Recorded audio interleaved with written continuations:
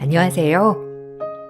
결혼을 하고 아이를 셋이나 낳았는데도 진정한 어른이 된 건가 하고 늘 스스로에게 독려하고 있는 여성이에요. 누구나 그러하듯 처음 사는 인생이고 처음 부모가 되었으니 많은 시행착오를 겪고 사는 거겠죠? 앞으로는 더욱더 좋은 엄마가 되기 위한 길을 가기 위해 노력해야겠다는 다짐으로 저의 이야기를 써 내려가 보려 합니다. 홀어머니를 모시고 사는 남편과 결혼해 슬아의 딸 셋을 두었어요. 시어머니는 아들을 낳아야 한다고 한사코 얘기를 하셨지만 그게 되지 않더라고요. 그 당시 아이를 셋이나 낳았던지라 이미 노산이었고 저에겐 딸 셋이어도 충분하다는 생각이 들어서 낳고 싶지 않았어요. 그래도 아들을 하나 낳아야지. 이왕 이렇게 줄줄이 낳는 거 마지막으로 아들 하나 낳아봐라. 그래도 대는 이어야지. 에이, 애 셋이면 충분하죠. 죄송해요. 아들 하나 낳았으면 어머님이 좋으실 테지만 그래도 저희가 더 잘할 테니 미련은 갖지 마세요. 저도 나이가 있고 이도 나이가 있어서 넷째까진 무리 같아요. 아무래도 교육비도 많이 들기도 하고요. 너희 집이 그렇게 잘 사는데 뭐가 문제야? 외동딸 하나 있는 거 너희 엄마가 그래도 재산도 물려주실 텐데 너 가게도 잘 되잖냐? 뭘 그리 악착같이 살아? 애 하나 더 낳아도 충분하겠구먼. 아빠한테는 아들이 있어야 되는 거야. 그건 나중에 문제죠. 살아가는 데 있어서 아직까지 엄마한테 손 벌리고 싶지 않은 게 제 마음이에요. 이해해 주세요. 가게라는 것도 언제 어떻게 될지 모르는데 전 그냥 지금 삶에 충실하고 싶어요, 어머님. 아이 문제는 저희가 알아서 할게요. 너도 참 갑갑하다. 그리고 내 아들은 무슨 죄냐? 그래도 하나밖에 없는 사이인데 처가에서 대접은 해줘야지. 아들 같은 사이를. 네가 친정에 손을 안 벌린다고 해도 친정에서 사이 보고 알아서 해줘야 하는 거야. 그래야 도리인 거지. 에이, 저희 집 가면 엄마가 이 사람한테 얼마나 잘해주시는데요. 꼭 돈이 전부는 아니니까 너무 그렇게 생각하지 마세요. 아들 손주 없는 부분을 참 아쉬워하시는 시어머니였고 절 볼 때마다 아들이 아쉽다고 말씀하시는 게 부담이 되었어요. 오랜 세월 아들만 바라보고 홀로 사셨던 분이기도 했고 옛날 사람이니 그러려니 하는 것도 하루 이틀이었습니다. 처음에 내 편이 되어주던 남편도 결혼 생활을 오래 유지하면 할수록 역시나 남의 편이 되어가는 건 어쩔 수 없는 세월의 흔적이었어요. 넌 나한테 안부 전화도 안 하냐? 기본적으로 3일에 한 번씩 안부 전화는 해야 할 거 아니야? 며느리 목소리 잊어버리겠다. 아, 죄송해요. 요즘 매장도 너무 바쁘기도 하고 셋째가 초등학교 들어가고 그러는 바람에 제가 정신이 없었네요. 별일 없으시죠? 안 그래도 주말에 어머님 생신이라 찾아뵈려고 했는데 뭐 드시고 싶은 거 있으세요? 식당 예약할 건데. 너 지금 시어머니 생일에 외식으로 퉁치자는 거냐? 네가 아무리 돈을 잘 번다고 해도 넌 이 집 며느리야. 아들도 못 낳으면 나한테 도리는 해야 할 거 아니야? 우리 아들한테도 이러냐? 밥 한 번 안 차려주지? 너 잘났다 정말. 늘 해마다 생신상을 해드렸지만 한 해도 그냥 넘어가는 법이 없던 어머님이었고 이날은 제가 운영하는 바쁜 빵집과 아이의 초등학교 입학 부분으로 정신이 없던 때였어요. 하루만 외식을 하자고 하니 어머님은 노발대발하시며 전화를 끊으시더라고요. 어머님, 생신 때 아무래도 외식해야 할 것 같은데 어머님이 많이 섭섭하신가 봐. 요새 매장도 너무 바빠지고 그래서 주말에 잠깐 식사만 하고 내가 매장에 나가봐야 할 것 같거든. 당신이 좀 잘 얘기해드리면 안 될까? 어머님 정말 섭섭해 하시더라. 아, 내가 잘 얘기할게. 그럼 엄마 생신에 100만 원 정도 드릴까? 며느리가 밥상도 안 차리면 이 정도는 해야 할 것 같은데. 그래야 엄마도 기분이 풀리지. 그래도 엄마가 나 하나 홀로 키워서 너한테 장가 보낸 건데 며느리가 이 정도도 안 해봐. 100만 원이나? 아무리 매장이 바쁘다고 하더라도 갑자기 용돈 100만 원은 좀 타격이 크긴 한데. 우리 애가 셋이야. 지금 우리 엄마한테 쓰는 돈이 아깝다는 거야? 와, 너 변했다.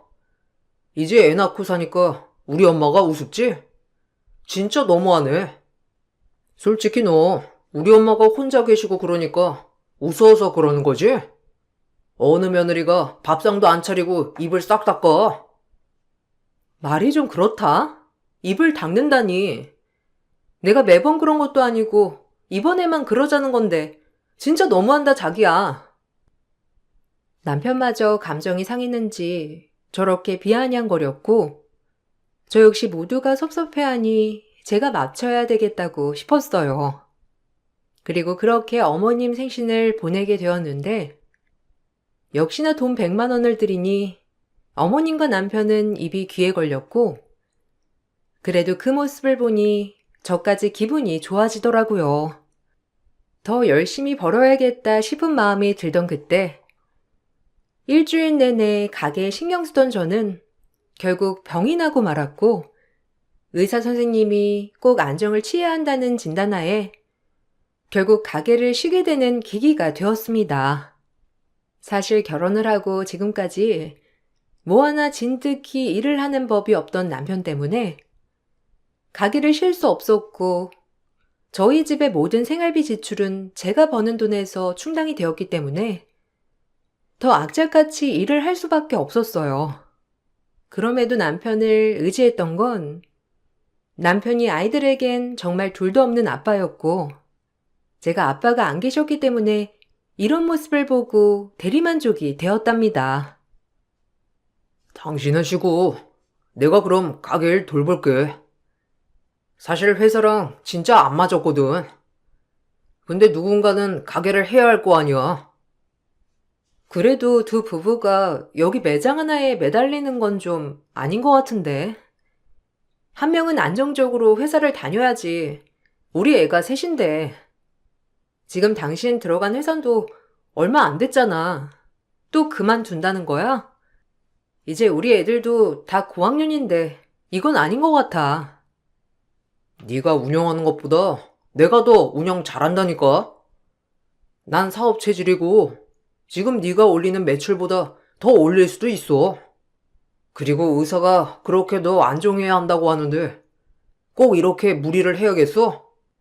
내 말 듣고 넌 집에서 이제 애들이나 돌봐. 제 베이커리 카페를 운영하겠다고 하는 남편이었고 제 건강을 생각해서 그런다고 하니 뭐라 할 말은 없었는데 오히려 그래도 남편이라 감동은 받았습니다. 그렇게 전 전적으로 살림을 하면서 아이들을 돌보는 주부가 되었고 남편은 가게를 운영해 나갔죠. 하지만 제가 생각했던 거와는 다르게 남편은 성실하게 가게 운영을 하지 않았습니다. 오히려 본인이 일을 더 많이 하지 않으려고 직원을 채용하기도 하고 낮엔 나가서 뭘 하고 돌아다니는지 탱자탱자 놀러 다니기에 바쁘더라고요. 아까 낮에 가게 가보니까 당신 없더라? 당신 가게 운영 그렇게 하면 안 되는 거야. 알아? 아무리 사장이어도 본인이 열심히 해야 매출이 따라오는 거지. 직원만 늘린다고 가게 운영이 돼? 나 진짜 너무 실망했어. 당장 원상복구 시켜놔. 알겠지? 남자가 하는 일에 왈가왈부 하지 마. 그리고 너랑 나랑 운영 방식이 다른 거고 네가 나한테 일임을 하기로 했으면 그걸 지켜야지. 내가 하는 방식이 되고 이러쿵저러쿵. 아무리 부부 사이지만 선 넘는 거다 너. 그러지 말고 그냥 넌 쉬어. 여보, 우리 애가 셋인데 그렇게 안일하게 생각하지 마. 내가 나 잘 되자고 이래? 우리 가족이 잘 살아야 할 거 아니야. 내가 너네 궁객이라도 할까봐 그래? 여자 넷이서 아주 나중엔 나 잡아먹겠다. 이래서 엄마가 아들이 있어야 한다고 했지. 뭐? 당신도 아들 얘기하네? 요즘 진짜 왜 그래?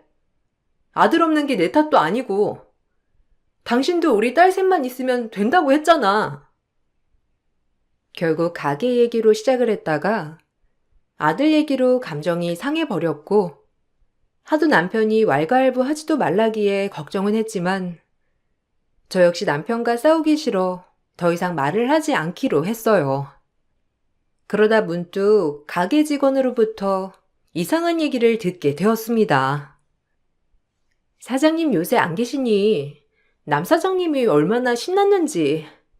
아 맞다. 그리고 뭐 투자 설명회인가 다니면서 엄청 그러시던데 사장님도 알고 계셨어요? 사장님이 자꾸 자리를 비우시니까 저희도 인력이 모자라고 힘드네요.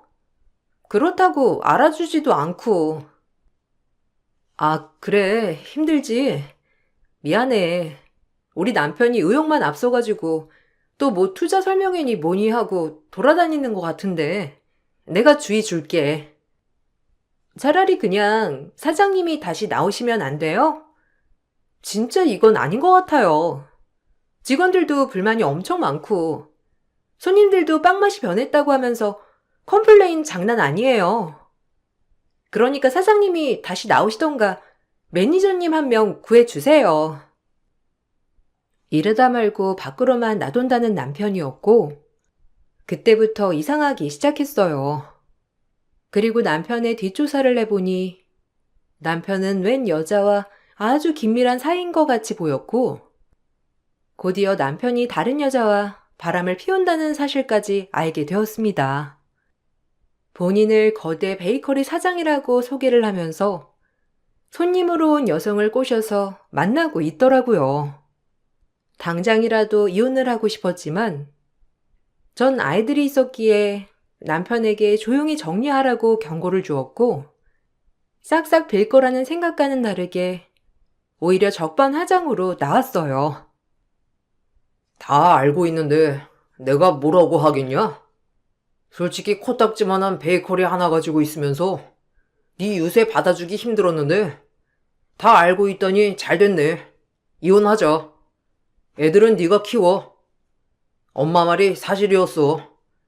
아들 하나는 있어야 할 것 같은데 이제 너한테서 아들 보기는 틀렸고 그냥 나도 깔끔하게 재혼해서 새 출발할게. 나 다 필요 없고 그냥 이혼만 해주면 되니까 그리 알아. 나한텐 그럴 수 있다 쳐. 솔직히 당신이랑 나랑은 피도 안 섞인 남남이니까.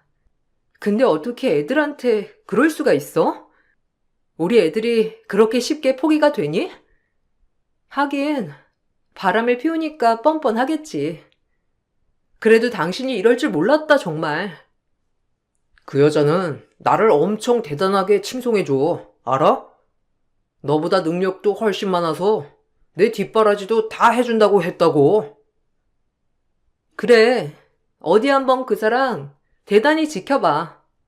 나 절대 이혼 안 해줄 거고 우리 애들한테 아빠 없이 살게 하지 않을 거니까. 도저히 남 좋은 꼴은 못 보겠어서 전 이혼을 해주지 않았는데 이 사실을 알고 시어머니조차 대번에 저를 부르셨고 11년을 며느리로서 모셨지만 시어머니에게 전 그저 남보다도 못한 존재였더라고요. 이 사실을 알게 되니 참 눈물이 나왔습니다. 너 왜 이혼 안 해주겠다는 거야? 너보다도 능력 있고 어리고 예쁜 여자가 우리 아들이 좋다는데 너 우리 아들 신세 망치려고 하냐? 아들도 못 낳겠다. 이혼도 안 해주겠다. 어쩜 그리 이기적이냐고. 얼굴 붉히지 말고 그냥 이혼해라. 정말 너무하시네요. 애들 아빠야말로 지금 아무것도 배는 게 없다고 할지라도 어머님이 말려주셔야 하는 거 아니에요? 그 여자가 그렇게 대단한가 보죠? 이제 필요 없어지니 그냥 나가라니. 11년 동안 헌신한 대가가 정말 치욕스럽네요. 헌신은 무슨? 네가 아들을 낳기로 했냐? 우리 아들 뒷바라지를 하기랬냐? 그저 나가서 일하느라 얼굴 한번 비출까 말까 했지. 그렇게 힘들게 일해서 애들 아빠 그리고 애들 또 어머님까지 배불리 산 거예요. 그거 모르세요? 어쨌든 전 이혼 안 해요.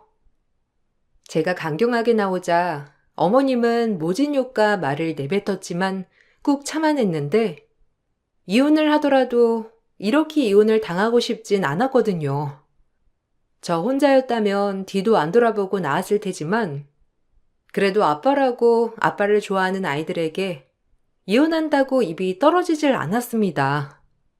하지만 남편은 점점 더 밖으로 돌기 시작했고 대놓고 외박을 일삼았어요. 그리고 하지도 않던 명품 시장을 하고 돌아다니면서 저를 더 가짱게 보기 시작했습니다. 뻔뻔하게 이혼 요구를 하면서 수치스럽게 말이죠. 네가 이런 거 사줄 수 있냐?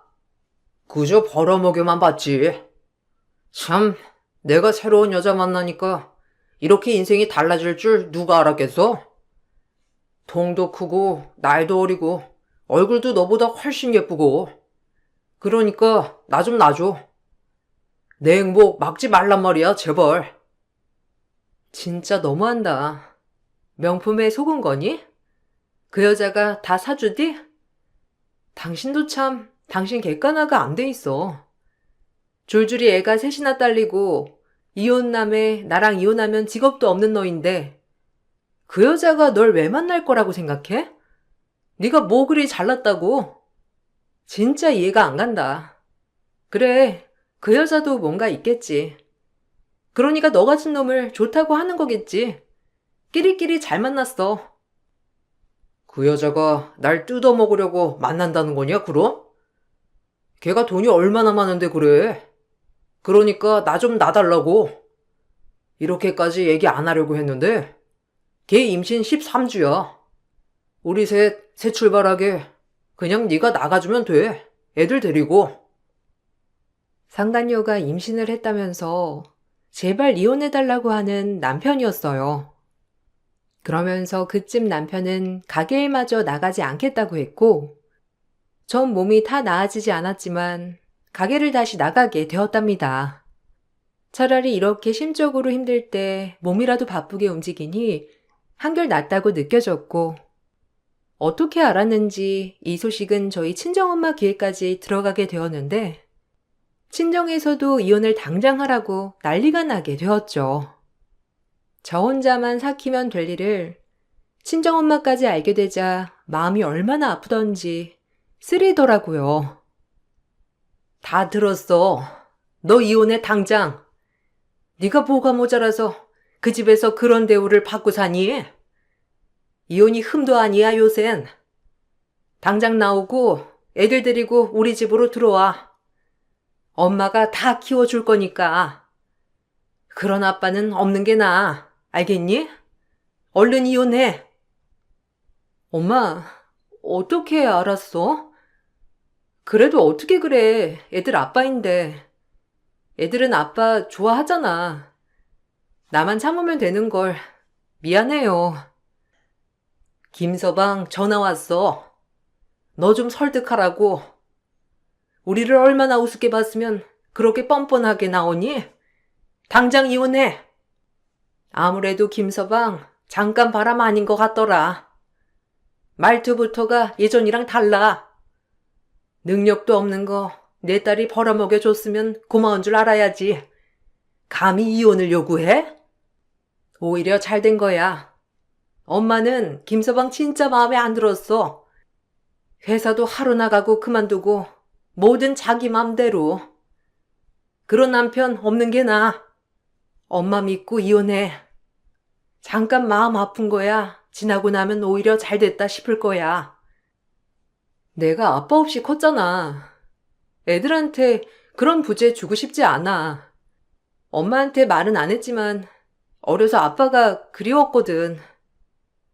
뭐? 이 미련한 거사. 네가 뭐가 모자라서. 그리고 넌 아빠가 돌아가신 거잖아. 그거랑 이게 같아? 아유, 이 철딱서니. 친정엄마의 말도 귀에 들어오지 않았고, 그땐 왜 그렇게 남편에게 집착을 했는지, 오히려 아이들의 행복을 생각하면 아빠가 꼭 있어야 된다라는 강박에 사로잡혀 있었던 것 같아요. 하지만 상간녀마저 임신을 했다고 하고 모든 사람이 이혼을 종용하자 저 역시 마음이 많이 힘들어지기 시작했어요. 그러던 찰나 그래도 가족이니 주말에 아이들을 데리고 시댁에 방문을 하였고 시어머니라도 잘 설득해서 남편의 마음마저 붙잡아 보자라는 심정이었어요. 그때 당시엔 상간녀 아이라도 키워줄 수 있다는 마음으로 남편을 붙잡고 싶었거든요. 그렇게 시댁에 방문을 했고 시어머니는 반가워하지 않는 얼굴을 하면서 누군가를 기다리는 듯이 저에게 빨리 집에 가라며 호통을 치셨고 왜 그랬는지 이유가 곧 밝혀졌어요. 왜 연락도 없이 와? 오늘 누구 오기로 했다고? 당장 애들 데리고 가거라. 나 설득할 생각 말고 당장 나가라고. 어머님, 안녕하세요. 처음 뵙겠습니다. 김미주라고 해요. 어머, 제가 오늘 오면 안 되는 거였나요? 당황스럽네요. 아, 당신, 여기가 어디라고? 아니야, 내가 말했잖아. 이혼한다고. 당장 애들 데리고 나가. 애들 앞에서 못 볼 걸 보이지 말고. 아, 당신 전 부인? 안녕하세요. 제 얘긴 들으셨죠? 저 이 사람이랑 재혼할 거니까 깨끗이 정리해 주시면 감사하겠어요. 다들 미쳤구나. 여기가 어디라고. 그리고 뭐? 재혼? 바람핀 주제에 뭐가 그리 당당해? 당신도 제정신이 아니지? 정신 사납다. 당장 가. 여기가 어디라고 너야말로 그렇게 무례하게 그러는 거냐? 애들 데리고 못 볼 걸 보이지 말고 빨리 가. 내가 낳은 아이가 셋이나 되는데도 버젓이 시댁에 인사온 정신나간 상간녀였고 그 상간녀를 데리고 온 건 남편이었어요. 시어머니는 좋다고 인사를 받는다고 한 것이었고 아이들은 황당한 표정을 지었는데 고학년인 두 딸은 뭐가 뭔지 다 아는 눈치를 지었습니다. 더 이상 참을 수 없다고 생각했던 그때 상간녀를 보고 달려나온 셋째 한마디에 내 셋째 얼굴을 보자마자 창백히 질려 상간녀는 벌벌대기 시작했습니다. 그 모습을 보고 남편과 시어머니조차 얼굴이 파랗게 질리고 말았어요. 어? 거지 아줌마다. 아줌마, 나 알죠? 그때 아줌마가 저 귀엽다고 엿도 주고 그랬잖아요. 내 친구랑. 근데 우리 아빠랑 무슨 사이길래 여기 온 거예요? 오늘은 시장에 안 가나 보죠? 엄마, 그때 내가 말한 각소리 아줌마야. 나한테 엿준. 뭐? 각소리? 그때 네가 말한? 재력가라고 하더니 시장에서 엿파는 각소리였구나. 당신도 잘 알고 있었고? 뭐? 아니, 당신, 어떻게 된 거야? 식분 사업 한다고 하지 않았어? 각설이라니. 그리고 시장은 또 무슨 말이야? 알고 보니 남편의 상간녀는 시장에서 엿을 팔고 재롱을 떠는 각설이였습니다. 직업에 기천은 없다지만 체면을 매우 중요시 여기는 어머님은 이 부분이 용서가 되지 않는 듯하였고 남편마저 얼굴을 붉히더라고요. 거대 베이커리 사장인 줄 알았던 남편에게 의도적으로 접근하여 바람을 피우게 된 것이고 본인이 각설이라는 말을 숨기고 식품 사업을 하고 있다고 소개했다고 해요. 그리고 남편에게 이곳저곳에서 대출을 받게 한 뒤 본인 회사에 투자를 하라며 명품 공세를 갖다 바친 것이었어요. 아니, 이럴 수는 없지. 내가 너 시장에서 엿파는 애인 거 알았으면 허락했겠어? 친정 잘 사는 며느리 두고 내가 왜 너같이 각설이 같은 며느리를 둬야 하냐고. 너 식품 사업 한다고 했잖아. 다 거짓말이었니? 입이 있으면 얘기를 해봐. 어머, 식품 사업 맞잖아요. 저 엿대다 팔아요. 이것도 사업이죠. 그리고 어떤 것을 하든 제 직업인데 뭘 그러세요? 어차피 저 이 사람 아이도 가졌으니까 더 이상 말 마세요. 그렇게 원하던 아들 손주 낳아드리면 될 거 아니에요. 노인네가 말이 많아. 너 지금 노인네라고 했어? 아니 어쩌다 저런 화상을 데려와서. 얘 어미야, 저 여자 말하는 뽐새 봐라. 뭐란 말 좀 해봐. 뭘 저한테 말을 하라고 그러세요? 어머님 저보고 가라면서요. 이제야 잘 어울리는 그림 같네요. 하, 부자 여자친구라더니 엿 팔면서 부자 됐나 보지. 이렇게 보니까 당신이랑 너무 잘 어울린다. 내가 빠져줘야겠어. 얘들아, 가자. 엄마가 이렇게 애쓰고 지키려 했던 가정이 너희 할머니랑 아빠가 이렇게 부시는구나. 잘 봤지? 얼른 가자. 엄마한텐 니들만 있으면 돼. 아빠, 진짜 실망이야. 우리가 이런 것도 모를 것 같아? 다신 아빠 안 볼 거니까 그렇게 알아. 얘들아, 가자. 아빠가 우릴 배신했어. 고학년이었던 첫째와 둘째는 모든 상황을 다 이해하는 듯 했고, 그렇게 딸들과 전 집을 나왔습니다. 남편과 시어머니는 저희 행동에 노발대발하면서 난리가 났지만, 이미 되돌아올 수 없는 강을 건너버린 거예요. 저 역시 아이들을 위해 끝끝내 지키려 했던 가정이었지만, 이렇게 아이들 앞에서 대놓고 상간녀를 옹호하는 시어머니와 남편을 보자 제 선택이 틀렸다는 것을 각성하게 되었어요. 전 엄마의 권유에 따라 변호사를 만나 차근차근 이혼 소송을 시작하게 되었습니다. 남편에게 상간녀와 그리고 뱃속 아이까지 있었던 마당인지라 모든 재판은 저에게 유리하게 흘러갔고 남편과 시어머니는 이제야 빌기 시작했어요. 진짜 미안해. 내가 미쳤지, 널 두고.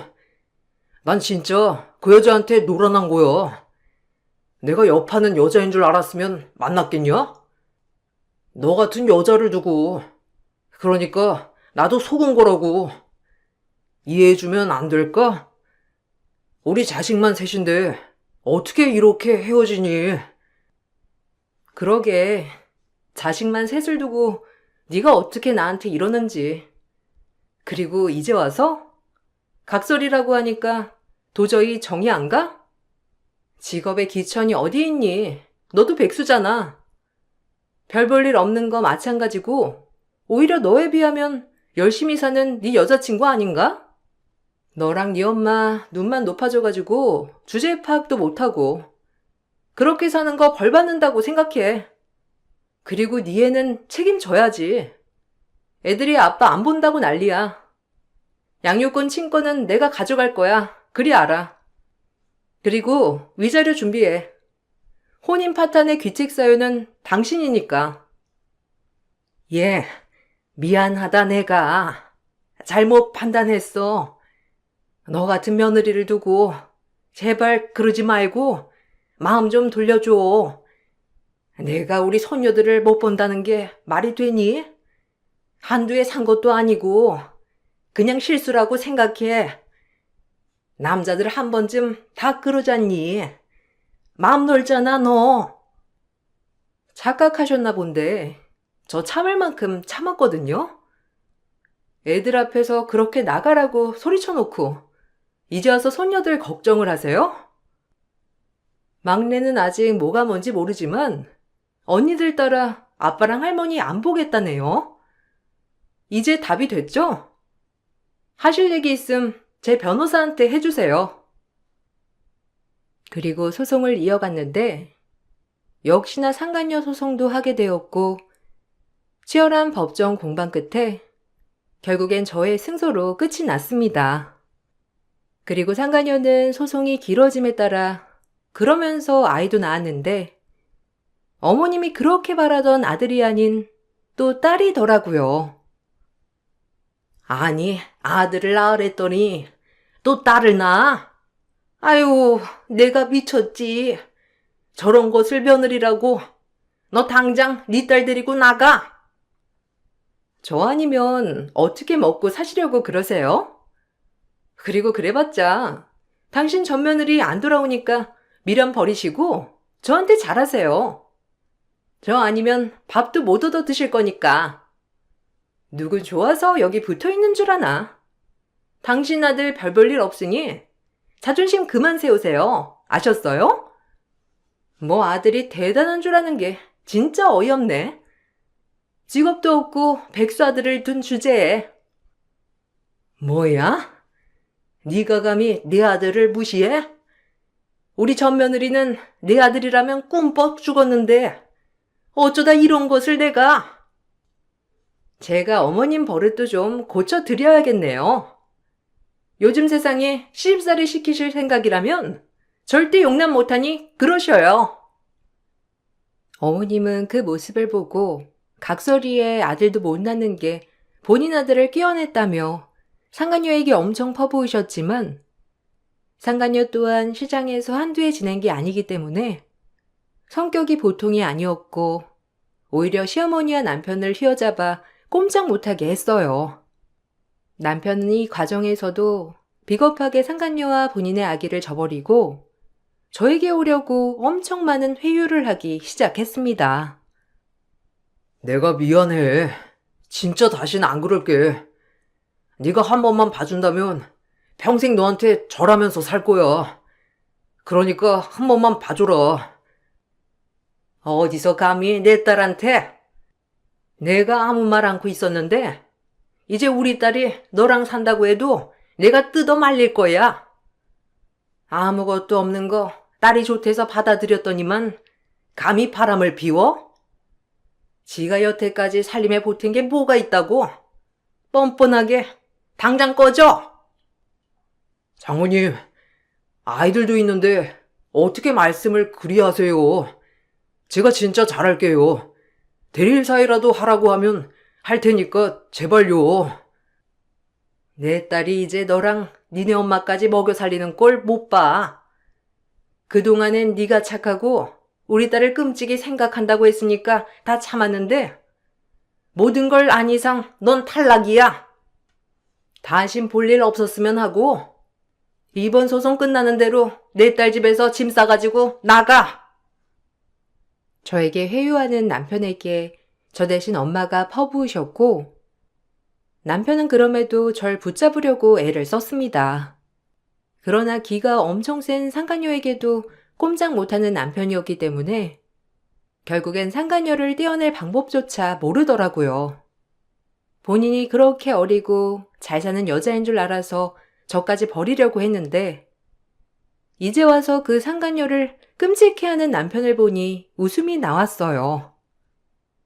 유부남한테 처녀가 애까지 가져줬으면 고맙다고 절을 할 것이지. 내가 유부남 만나서 그 여자한테 위자료 주고 나도 피해자예요. 그리고 내가 뭘 거짓말을 했다고? 지도 베이커리 사장이라고 거짓말했으면서 결국엔 그것도 네 전 와이프 거잖아. 그러면 나도 속은 거야. 알아? 시장 말고 나도 카페 사장 좀 돼보나 했더니 이제 당신 직업 없어졌으니 나 따라다니면서 일이나 배워. 지금 우리 아들한테 너 따라 각설이나 하라는 거냐? 아이고 세상에. 어떻게 이런 억울한 일이 다 있어 진짜. 말도 안 돼.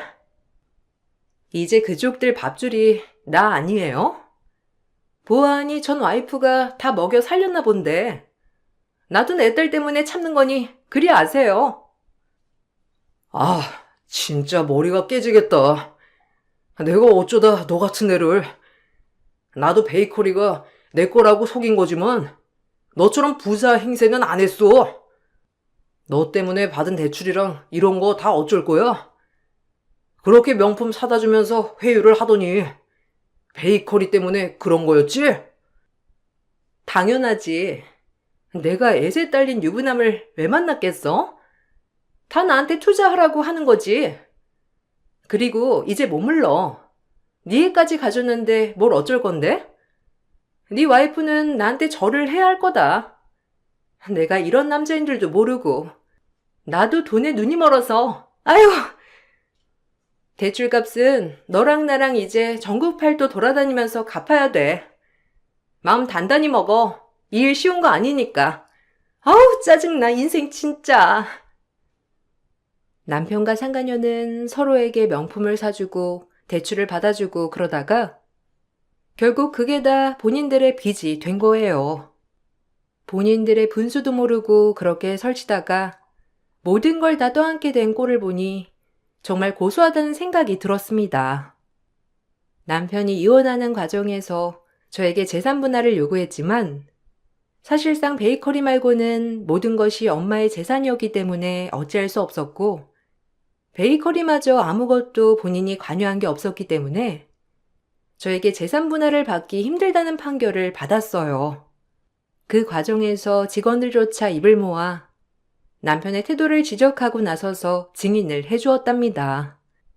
그렇게 전 저의 모든 것을 다 지켜내면서 이혼을 할 수 있었어요.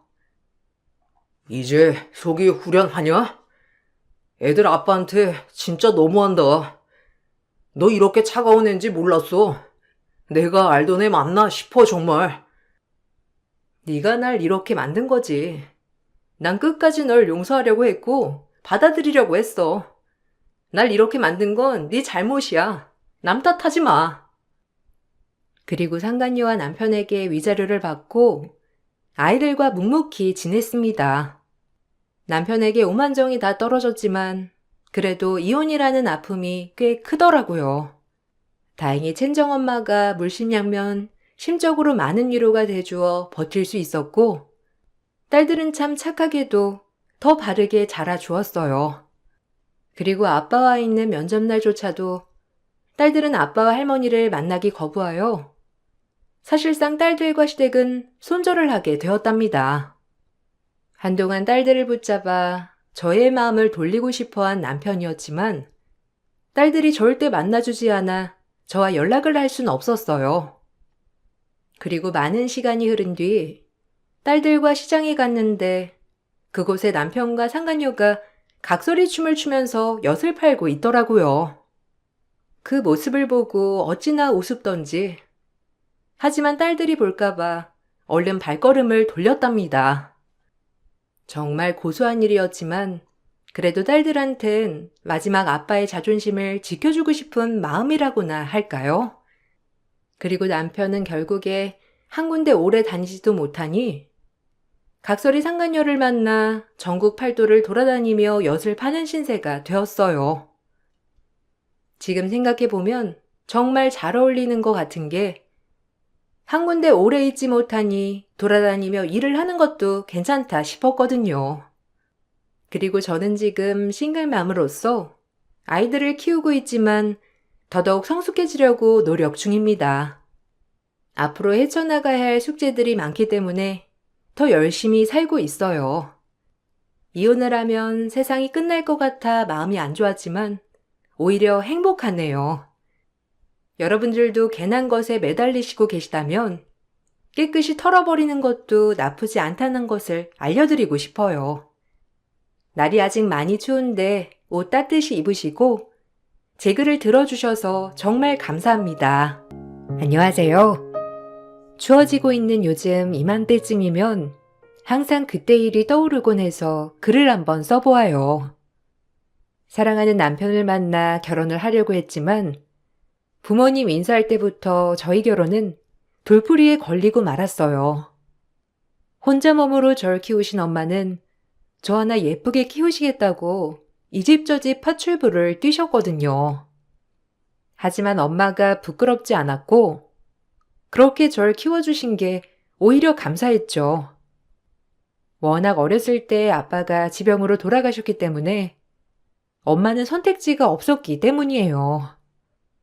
엄마가 파출부였다는 건 상관없었지만 상견례 날 저희 엄마가 예전에 남편네 집에서 3년 정도 집안일을 봐주셨던 게 시어머니는 마음에 들어하지 않았어요.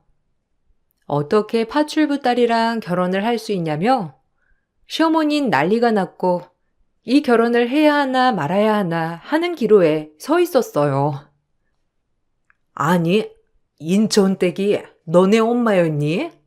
참나, 무슨 이런 경우가? 너 딸이 엄마 팔자 담는 거 알지? 혼자서 너 키웠다며?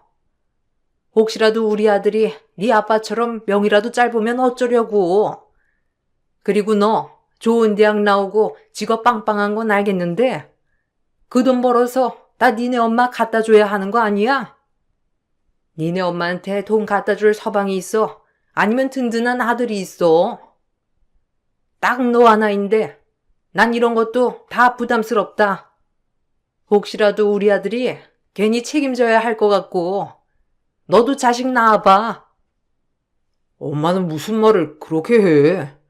그리고 장모님 절대 우리한테 손 벌릴 분 아니셔. 그러니까 말 좀 그렇게 하지 말아요. 오히려 대단하신 거지. 젊은 나이부터 이렇게 지훈이 예쁘게 키워주신 건데. 그리고 인천댁 아주머니 얼마나 깔끔하고 정확한 분이셔. 엄마도 여태까지 같이 일했던 아주머니들 중에 제일 마음에 들었다고 했잖아요. 그러니까 그냥 사람만 봐줘요. 어머님이 뭐 때문에 걱정하시는지 알아요. 그렇지만 저희 엄마 부끄러운 짓 해서 저 먹여 살리신 것도 아니고 혼자 힘으로 저 인류대학까지 보내신 분이라서 전 오히려 존경스러운걸요. 어머님이 정 마음에 안 드신다면 이 결혼하지 않을게요. 아이고, 지금 아들 앞에서 나 압박하는 거니? 이러면 내 아들이 너 붙잡고 길길이 날뛸 거 뻔한데 나한테 지금 압박하는 거야 뭐야? 아니 어쩜 보는 눈이 발끝이면 어디서 이런? 아유 미쳐 내가. 다 그네 머리 부여잡고 반대할 수도 없고. 어렸을 때부터 가난하게 자라 모든 포기가 빨라서 애초에 되지도 않을 것 같으면 욕심내지 않았고 남들이 다 가지고 있는 것도 저에겐 사치였기 때문에 없는 게 익숙했습니다. 그래서 결혼 또한 시어머님이 반대한다면 굳이 그 험난한 길을 가고 싶지 않았고요. 시어머니는 제가 결혼을 하지 않겠다고 하자 흠칫 놀라셨는데 제가 무릎을 꿇기라도 바라셨던 것처럼 말이죠.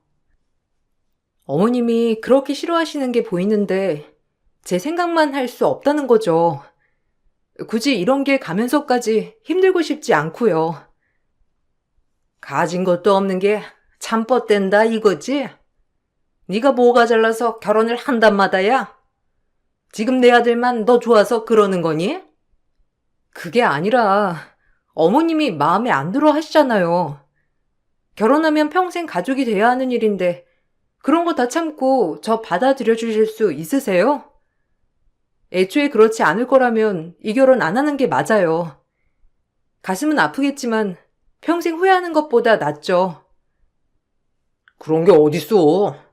난 너랑 무조건 결혼할 거야. 엄마 미안한데 지은이랑 결혼하는 거 허락 안 해주면 저 이 집 나가요. 뭐야? 철없는 말 할래? 집을 네가 왜 나가? 너 진짜 그것밖에 안 되는 놈이야? 아우 못 살아. 하필이도 없는 집 딸을. 남편의 완강한 설득으로 저희는 결혼을 하게 되었고 결혼식 당일에도 저희 엄마가 시어머니 눈치를 많이 살피셨어요. 그 모습을 딸이 보는 것도 힘들었지만 사돈끼리 뭐 얼마나 만나냐라는 마음에 애써 외면했습니다. 이왕 결혼한 거 제가 더 당당해져야 오히려 저희 엄마를 우습게 보지 않을 것 같은 마음이었어요. 그런 우여곡절 끝에 가족이 되었고 시어머니의 시집살이가 시작되었는데 도우미 아주머니 앞에서 저를 무시하는 건 기본이었고, 대놓고 친정을 멸시하는 일도 허다했어요. 그럼에도 꾹 참았던 건 미련하게 혹시라도 저희 엄마를 걸고 넘어지며 엄마에 대한 욕을 할까봐 더 참았던 것 같아요. 니네 엄마 요리 솜씨 하나 끝내주잖니. 나 주말에 동창 모임인데 니네 엄마 좀 불러서 요리해주면 안 되니? 수당은 넉넉히 줄게. 제가 그날 요리 잘하시는 분으로 도우미 불러드릴게요. 저희 엄마 이제 일 그만두셨거든요. 그러니까 음식 걱정 마세요. 니네 엄마가 솜씨가 좋으니까 그렇지. 인천댁 전화번호 안 바뀌었으려나? 됐다. 말해주기 싫으면 말아. 내가 할 거니까. 그러시지 않으셨음 해요. 저희 엄마가 예전엔 여기서 일했을지 몰라도 지금은 그래도 사돈인데 너무하시네요. 너무하긴 네가 너무하지. 사돈은 사돈이고 내가 예전에 부리던 사람 돈 주고 부린다는데 넌 왜 이렇게 흥분을 하니?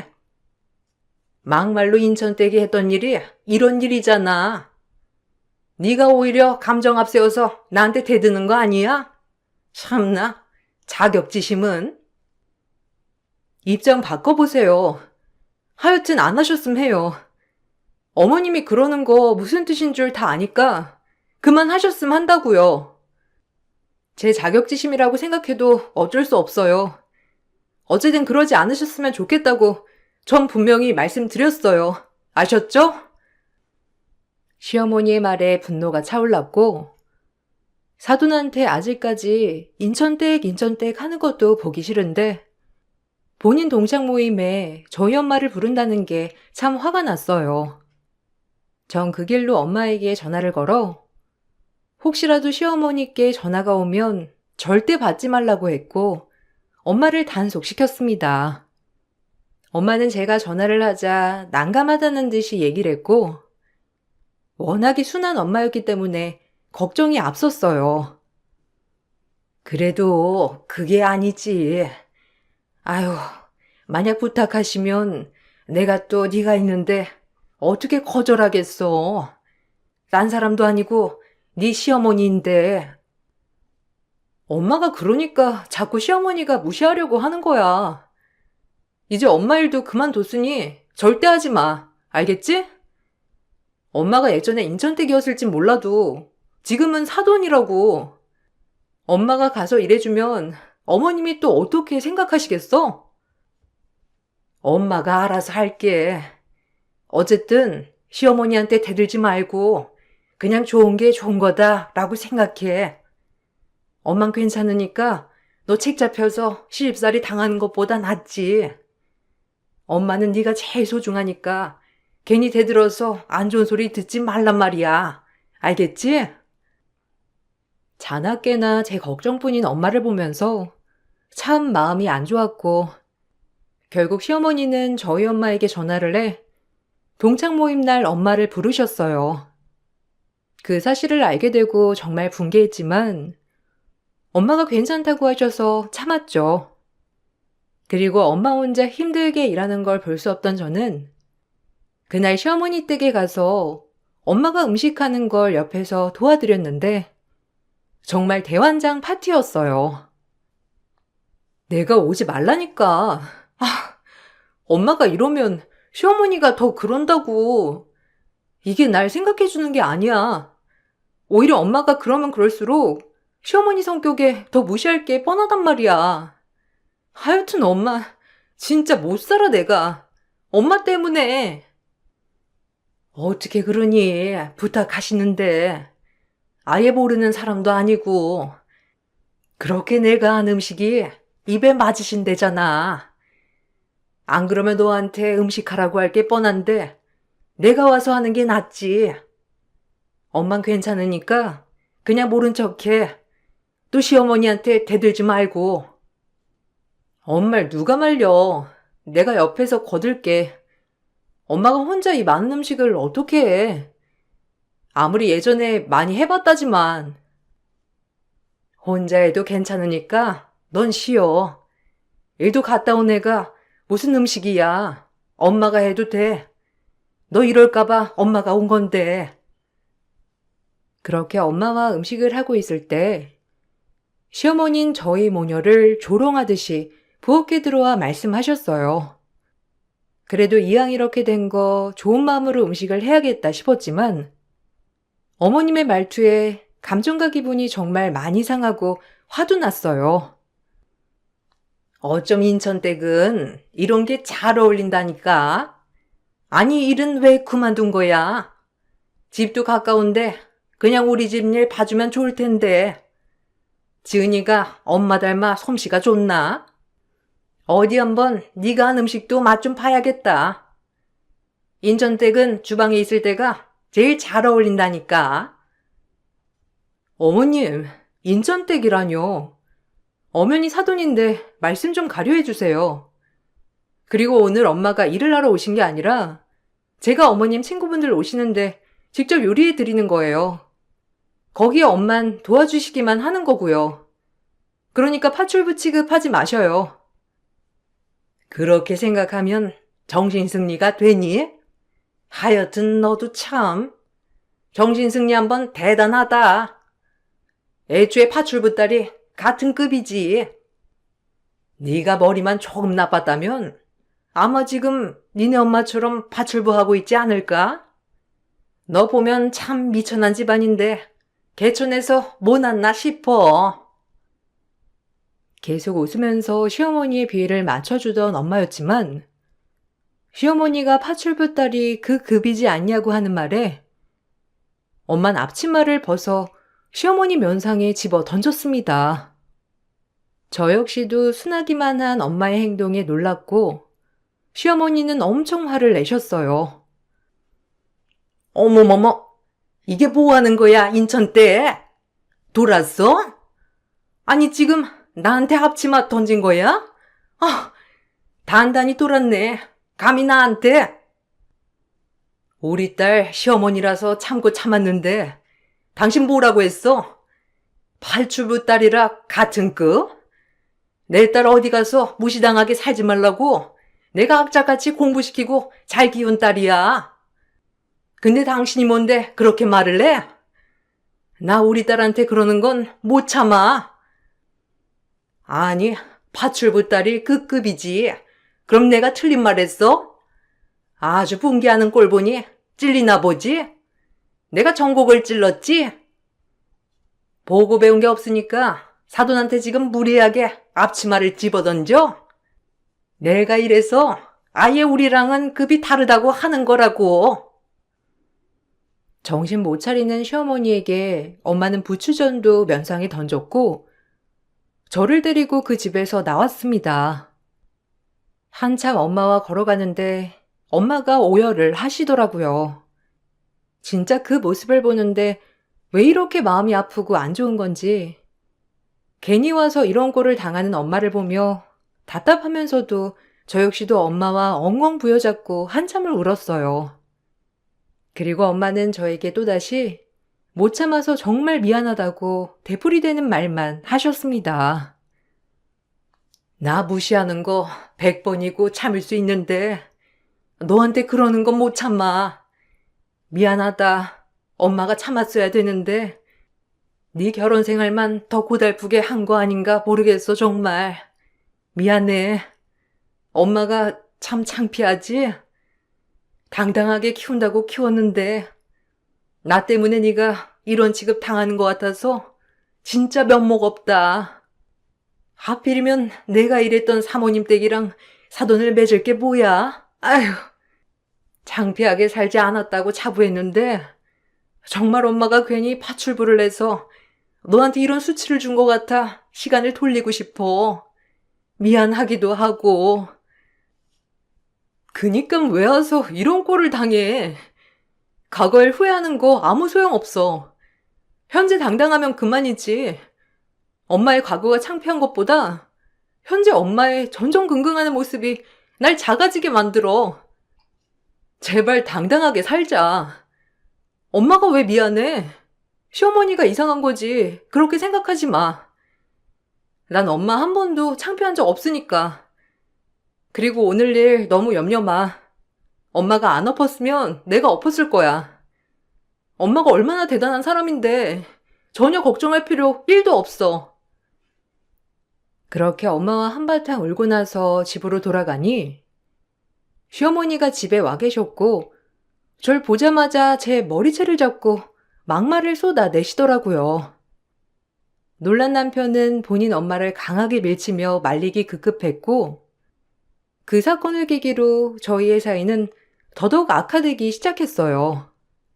처음엔 살살 긁던 시어머니도 이제 나의 대놓고 무시하고 괄시하기 일쑤였고 오히려 남편과 이혼을 하라며 대놓고 말씀도 하셨어요. 무식한 여편의 손에 자라서 무식한 것을 며느리로 맞이하다니. 정말 시간을 되돌리고 싶어. 내가 미쳤지. 저런 것을 집에 들였으니. 보고 배운 게 평생을 남 밑에서 일하는 엄마만 보고 자랐으니 뭐 본 게 있었겠어? 아, 엄마, 그만해 진짜. 말 좀 그렇게 하지 마. 그렇게 말하는 엄마가 더 급이 떨어져 보여. 엄마가 더 천박해 보인다고. 우린 얼마나 잘났다고 그러는 거야? 지은이한테 들어보니까 그날 엄마가 심했던데. 엄마가 지은이한테 그렇게 말하면 내가 편할 것 같아? 엄마가 아무리 그렇게 말해도 나 지은이랑 안 헤어져. 그리고 장모님한테 당장 사과 드리세요. 엄마 대신 내가 엄청 사과 드리긴 했는데 당사자 본인이 사과 드려야지. 엄마가 잘못했어. 뭐라고? 이래서 자식놈 키워봤자라던데. 니네 형한테 기대를 걸어봐야지. 넌 딱 봐도 글러먹었어. 여자를 만나도 하필. 제 편만 드는 남편을 못마땅해 하신 어머님은 남편에게 막말을 쏟아냈고 오히려 제가 뭐라고 할 건더기도 없이 남편이 제 편을 들어주었답니다. 그렇게 어머님과는 항상 안 좋은 채 지내고 있는데 시숙이 결혼할 여자라며 데리고 왔고 형님 될 사람은 좋은 집안의 피아노 학원 선생님이었어요. 시어머니는 그런 형님과 절 계속해서 비교하기 시작했습니다. 그래, 이런 게 며느리지. 어디 무슨 파출부 딸을 데려다가, 에휴, 피아노를 해서 그런지 손가락이 매우 곱구나. 네, 제가 아무래도 피아노를 하다 보니까 엄마가 설거지도 안 시키셨거든요. 아빠도 마찬가지고 딱 피아노만 치시라고 하셔서 할 줄 아는 건 많이 없어요. 그래서 사실 걱정도 많이 되는걸요. 피아노밖에 모르니 집안일을 제대로 할 수 있을까. 뭘 걱정을 해?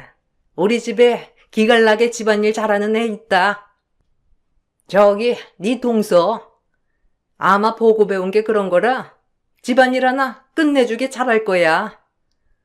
모르는 거나 어려운 거 있으면 동서 불러다가 시키면 되지. 넌 곱고 고운 손으로 피아노만 쳐야지. 아, 제가 무슨 파출부도 아니고 어머님이 저보고 저리 가서 도와주라고 하는 건 좀 아니지 않나요? 가지도 않을 거고요. 아니, 가족끼리 도우면서 살 수도 있지. 얘가 못돼 처먹기도 저리 못돼 처먹었을까? 아가, 한 귀로 듣고 한 귀로 흘리거라. 제가 없이 자라서 너 같은 애 보면 꼭 샘을 낸다니까. 착하고 이쁜 니가 이해해. 어디 저런 것이랑 네가 비교가 되니? 대놓고 형님과 차별하는 통에 민망했지만 이미 시어머니와는 막장까지 간 사이라 저 역시 지지 않았습니다. 그런 모습을 보고 형님 되실 분은 참 난감해하셨고 어머님의 행동 하나하나에 조금 놀란 눈치를 보이긴 하더라고요. 그래도 형님 되실 분은 어머님 같은 분은 아니셨는데 오히려 저에게 먼저 다가와 주시고 시어머니가 그렇게 얘기해도 전혀 신경 쓰지 않으셨죠. 어머님 없으니까 편히 얘기할게. 어쩌다 어머님이랑 그렇게 된 거야? 동서 성격 나쁘지 않아 보이는데. 아, 그냥 뭐, 결혼할 때부터 반대하셨거든요. 형님이랑은 그거랑 별개로 잘 지내고 싶어요. 아깐 어머님 때문에 괜히 그랬지만, 혹시라도 뭐 모르시는 거 있거나 하면 물어보세요. 제가 최대한 잘 아는 선에서 도와드릴게요. 아까 좀 기분 나쁘셨죠? 아니야. 나라도 그렇게 했을 거야. 너무 마음 쓰지 마. 어머님과 별개로 우린 잘 지내보자고. 내가 형제가 없어서 아무래도 이렇게 여동생 같은 동서가 생겨서 너무 좋거든.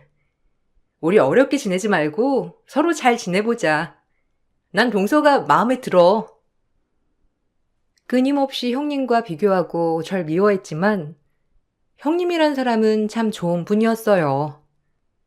어머님과 별개로 절 봐주셨고 오히려 저에게 먼저 친해지고 싶다며 마음의 문을 많이 열어주었죠. 저도 그런 형님이 정말 친근하고 싫지만은 않았고 오히려 좋더라고요. 그리고 시간이 흘러서 어느덧 시숙의 상견례 날이 되었고 그날 상견례장에서 모이기로 한 날이었어요. 저와 남편이 한참 상견례장으로 가고 있는데 시숙에게 전화가 오더라고요. 워낙 남편과도 가깝게 지내는 시숙이었기에 거리낌 없이 받았어요. 야, 미안한데, 혹시 넥타이 좀 가져다 줄 수 있어? 아, 내가 깜빡하고 그냥 나왔지 뭐야. 그래도 상견례 날인데 예의는 차려야지. 아, 그래? 일단 우리도 출발했는데 우린 좀 가깝거든. 알겠어. 형 넥타이 가져갈 테니까 너무 걱정 말고 기다려. 시숙의 전화를 끊고 남편의 넥타이를 챙겨 다시 출발했습니다. 상견례장에 거의 다 도착할 때쯤 남편은 회사에서 급한 전화를 받고 가봐야 한다고 했고 저까지 안 갈 수가 없어 넥타이를 받아들고 상견례장에 들어서니 형님 쪽 안 싸던 어른을 제외한 모든 분들이 와 계시더라고요. 그리고 넥타이를 들고 온 저를 보자마자 시어머니는 예비 사돈 어른들에게 정말 말도 안 되는 소리를 하며 저를 배척하기 시작했어요. 원래도 저를 싫어하시는 분이었지만 이런 자리에서까지 이럴 줄 몰랐기 때문에 화가 나더라고요. 거기다. 넥타이 두고 가요. 여기에 당신이 낄 자리는 아니니까 얼른. 아, 저희 집 아줌마가 넥타이를 가져왔네요. 뭐라고요? 아줌마? 기가 막혀. 저도 딱히 이렇게 하면 굳이 끼고 싶진 않은데요. 이렇게 취급하시는 건 좀 아니죠. 제가 어이없는 이유는 다름 아닌 시숙님 상견례장에 넥타이 배달 갔더니 사돈집 앞에서 날 가사동미로 몬 시모였기 때문이에요. 저희를 번갈아 보던 사돈어른은 어리둥절해했고 난감해하는 시숙과 형님이었어요. 최대한 제 날이 아니라 시숙의 날이었기 때문에 참고 또 참았습니다. 더 이상 말을 섞으면 시어머니와 또다시 말다툼을 할 것 같아 그냥 그 자리를 피하려 하는데 때마침 온 안사돈 어른이 저에게 말씀 한마디를 건네셨고 그 말 한마디로 상견례장은 뒤집어졌어요. 저 역시도 쇼킹이었답니다. 저기 말씀 중에 끼어들어서 죄송한데 모친 함자가 혹시 이현희 씨 맞나요? 맞는 것 같은데 맞나? 아닌가? 네? 죄송하지만 저희 엄마 성함을 어떻게 알고 계시죠? 네, 맞아요. 저희 엄마 성함이 이연희인데 왜 그러세요? 때마침 온 안사돈 어른이 내게 물은 순간 천지가 뒤바뀔 대반전이 펼쳐졌어요. 제가 맞다는 말이 떨어지자마자 안사돈 어른은 절 그 자리에서 껴안았고 제가 어리둥절해하자 눈물을 흘리며 그 자리에서 모든 걸 말씀하시는데 저 역시 놀랐습니다. 아유, 연희 딸이었구나. 나, 네 이모야. 어쩜 연이 어렸을 때랑 똑같이 생겼니? 세상 천지에 나랑 연이 둘 뿐이었는데, 네 엄마가 니네 아빠 만나 반대하는 결혼하고 집에서 쫓겨난 지 어언 28년째지. 그동안 나라도 니네 엄마를 찾으려고 그렇게 수소문했는데 그럴 때마다 번번이 실패했어. 네 얼굴 보자마자 알았다. 연이 어렸을 때랑 너무 똑같았어. 엄마가 말 안 하든? 네, 이모라니. 엄마한테 형제가 있는 줄도 몰랐어요. 한 번도 그런 말씀을 해준 적이 없으셔서. 근데 어떻게 된 거죠? 반대하는 결혼하고 쫓겨나서 연락이 끊긴 거지. 엄마 아빠 돌아가시기 전까지 그렇게 너희 엄마 한번 보고 싶어 하셨는데 한 번도 못 보고 돌아가시다니 얼마나 한이 맺히셨겠어. 나보고 꼭 네 엄마 찾아달라고 하고 돌아가셨다.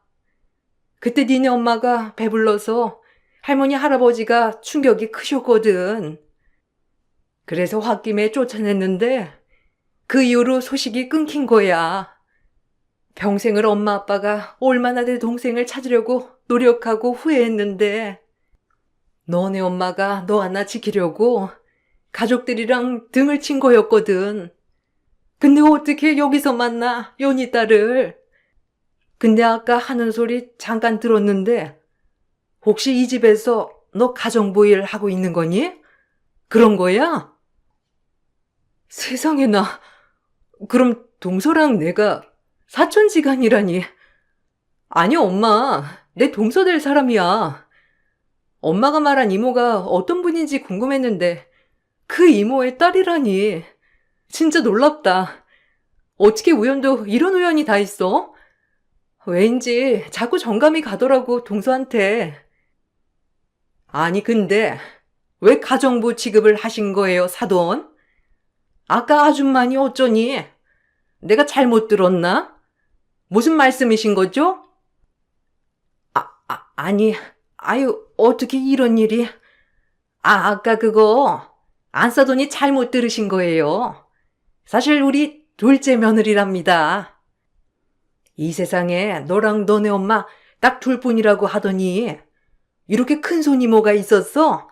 아유, 우리 며느리 복 터졌네. 얼씨구나 좋아라. 이모가 가정부로 일하는 것이 사실이냐고 묻자 시어머니는 그때서야 분위기 파악을 하고 며느리라고 밝혔는데 그런 시어머니 태도에 어이가 없었습니다. 사실 형님네 집은 굉장히 부유한 집안이었고 이런 형님네 집안과 사돈을 맺는다는 것이 시어머니의 가장 큰 바람이었기 때문에 갑자기 말을 바꾼 거예요. 제가 그 집의 조카라고 하니 갑자기 되지도 않는 머리를 쓰신 거죠. 어쨌든 엄마랑 만나기 전 이모라고 하니까 이모라고 할게요. 저 7살 때 아빠 돌아가시고 엄마 정말 힘들게 살았어요. 남의 집에서 파출부하면서 저 키우시고 대학까지 보내신 거죠. 그래서 그런지 시어머니는 제가 결혼 허락을 받던 순간부터 지금까지 매번 파출부 딸이라면서 이렇게 절 가정부 취급하시고 볼 때마다 본데 없이 자랐다고 구박하시는 거고요. 이모가 들은 게 맞아요. 세상에. 아니 그럼 내 조카가 그동안 그런 멸시를 당했다는 거야? 니네 엄마한테 얼른 가자, 응? 상견례고 뭐고. 아니 사돈. 그래도 우리 예단이며 결혼식 날짜 이런 것들은 정하고 가셔야지요. 그리고 지금 우리 둘째 며느리가 나한테 뭔가 섭섭한 게 있어서 이렇게 얘기하나 본데 우리 천천히 앉아서 좀 회포도 풀고 얘기도 다시 나눠봐요. 형님네가 부유한 집안이라고 하니까 태세 전환하시네요. 제가 그 집의 조카라고 하니 저도 달리 보이세요? 전 변한 게 없어요, 어머님. 이게 사실이야? 아니, 내 동생을 그렇게 구박하고 부려먹고 하물며 이제 조카한테까지 그랬단 말이지? 용서 못해? 이 말을 끝으로 일단 정신이 없는 이모를 데리고 저희 집으로 갔고, 이모와 엄마는 몇십 년 만에 서로를 끌어안고 울었습니다. 엄마는 본인의 부모님에게도 불효자식이라며 땅을 치고 울었고, 이모는 그런 엄마를 꼭 끌어안아 주었어요. 그리고 원래도 엄마네 집은 부자였기 때문에 할아버지가 돌아가시면서 엄마 명의로 땅과 건물을 남겨놓으셨더라고요. 이모에게 꼭 엄마를 찾으면 엄마에게 줘야 한다면서 신신당부를 하셨다고 했고, 계속해서 이모는 그 이후에도 엄마를 찾은 거였고요. 내가 미안해, 언니. 철없이 부모님이 반대하는 결혼하고 잘 사는 모습 보여주려고 했는데 애 아빠 일찍이 그렇게 돼서 차마 용기가 안 나더라. 언니한테도 연락을 했어야 했는데 먹고 살기가 얼마나 빠듯한지 그럴 정신도 없었어. 부모님이 반대하는 결혼하고 이 꼴이 돼서 찾아가는 것도 정말 두렵더라. 염치도 없고 그래서 이 약 물고 지은이 키운 거야. 알지. 그래도 이렇게 만났잖아. 엄마 아빠가 너 얼마나 찾은 줄 알아? 기집애. 그래도 이렇게 딸 하나 잘 키웠으니 된 거야. 남들한테 창피한 일 안 하고 부잣집 공주님이 악착같이 남의 집 일 하면서 혼자 힘으로 딸 대학까지 보냈다며. 엄마 아빠가 아시면 진짜 기특해 하시겠다. 지금이라도 잘 지내자. 이제 이렇게 살 필요 없어. 나 만났으니까. 이제 다 괜찮을 거야. 엄마가 널 보셨어야 했는데 평생을 얼마나 그리워하셨다고. 그때 결혼 반대한 거 정말 후회한다고 늘 누누이 말씀하셨어. 내가 불효자식이지. 엄마 아빠 가슴에 대못 박고. 고마워, 언니. 그래도 나 잊지 않고 찾아줘서 정말 고마워. 감동의 상봉이 끝나고 저희 엄마 앞으로 땅과 건물이 양도가 되었습니다. 이모는 동생을 찾았다는 기쁨으로 저희에게 정말 많은 도움을 주셨고, 또한 제 시집살이 얘기를 듣고 대로하고 격려하였죠. 그리고 이모가 대신해서 큰 소리를 쳐주었는데, 본인 동생을 시어머니가 그렇게 부려먹었다는 거에 대해서 정말 가장 큰 화를 내시기도 하였어요. 그렇게 안 봤는데 참 강량약 강이시더라고요. 감히 사돈한테 인천댁 그쪽 집이 우리 집보다 못 산다고 제가 무시한 적 있습니까? 그건 아닌 것 같네요, 정말. 마음 같아선 이런 집에 제 딸 결혼 절대 시키고 싶지 않아요. 시어머니 자리가 어쩜 이렇게 별로인지. 당장 제 조카랑 동생에게 무릎 꿇고 사과하지 않으면 이 결혼은 없던 걸로 할 거예요. 전 한다면 합니다. 어머님, 진짜 너무하셨어요. 제가 늘 그 집 갈 때마다 동수한테 어찌나 미안했던지. 제 친척 동생이라고 하니까 좀 마음이 그렇네요. 저도 형제가 없어서 지은이 하나가 완전한 동생이나 마찬가지인데 제 동생한테 그러셨다니 실망이에요. 아니, 이 결혼 없다니요, 사돈. 네네, 제가 사과드리지요. 우리 안사돈에게 잘못했다고 사과드릴 테니 노염 푸세요. 이모의 말에 시어머니는 눈물을 머금고 저와 제 엄마에게 처음으로 무릎을 꿇었습니다. 사실 아무리 이모라지만 시어머니를 이렇게 쉽게 무릎을 꿇리기 어려울 것 같았는데, 부잣집과 사돈을 맺는다는 게 뭔지 시어머니는 홀랑 저에게 무릎을 꿇었어요.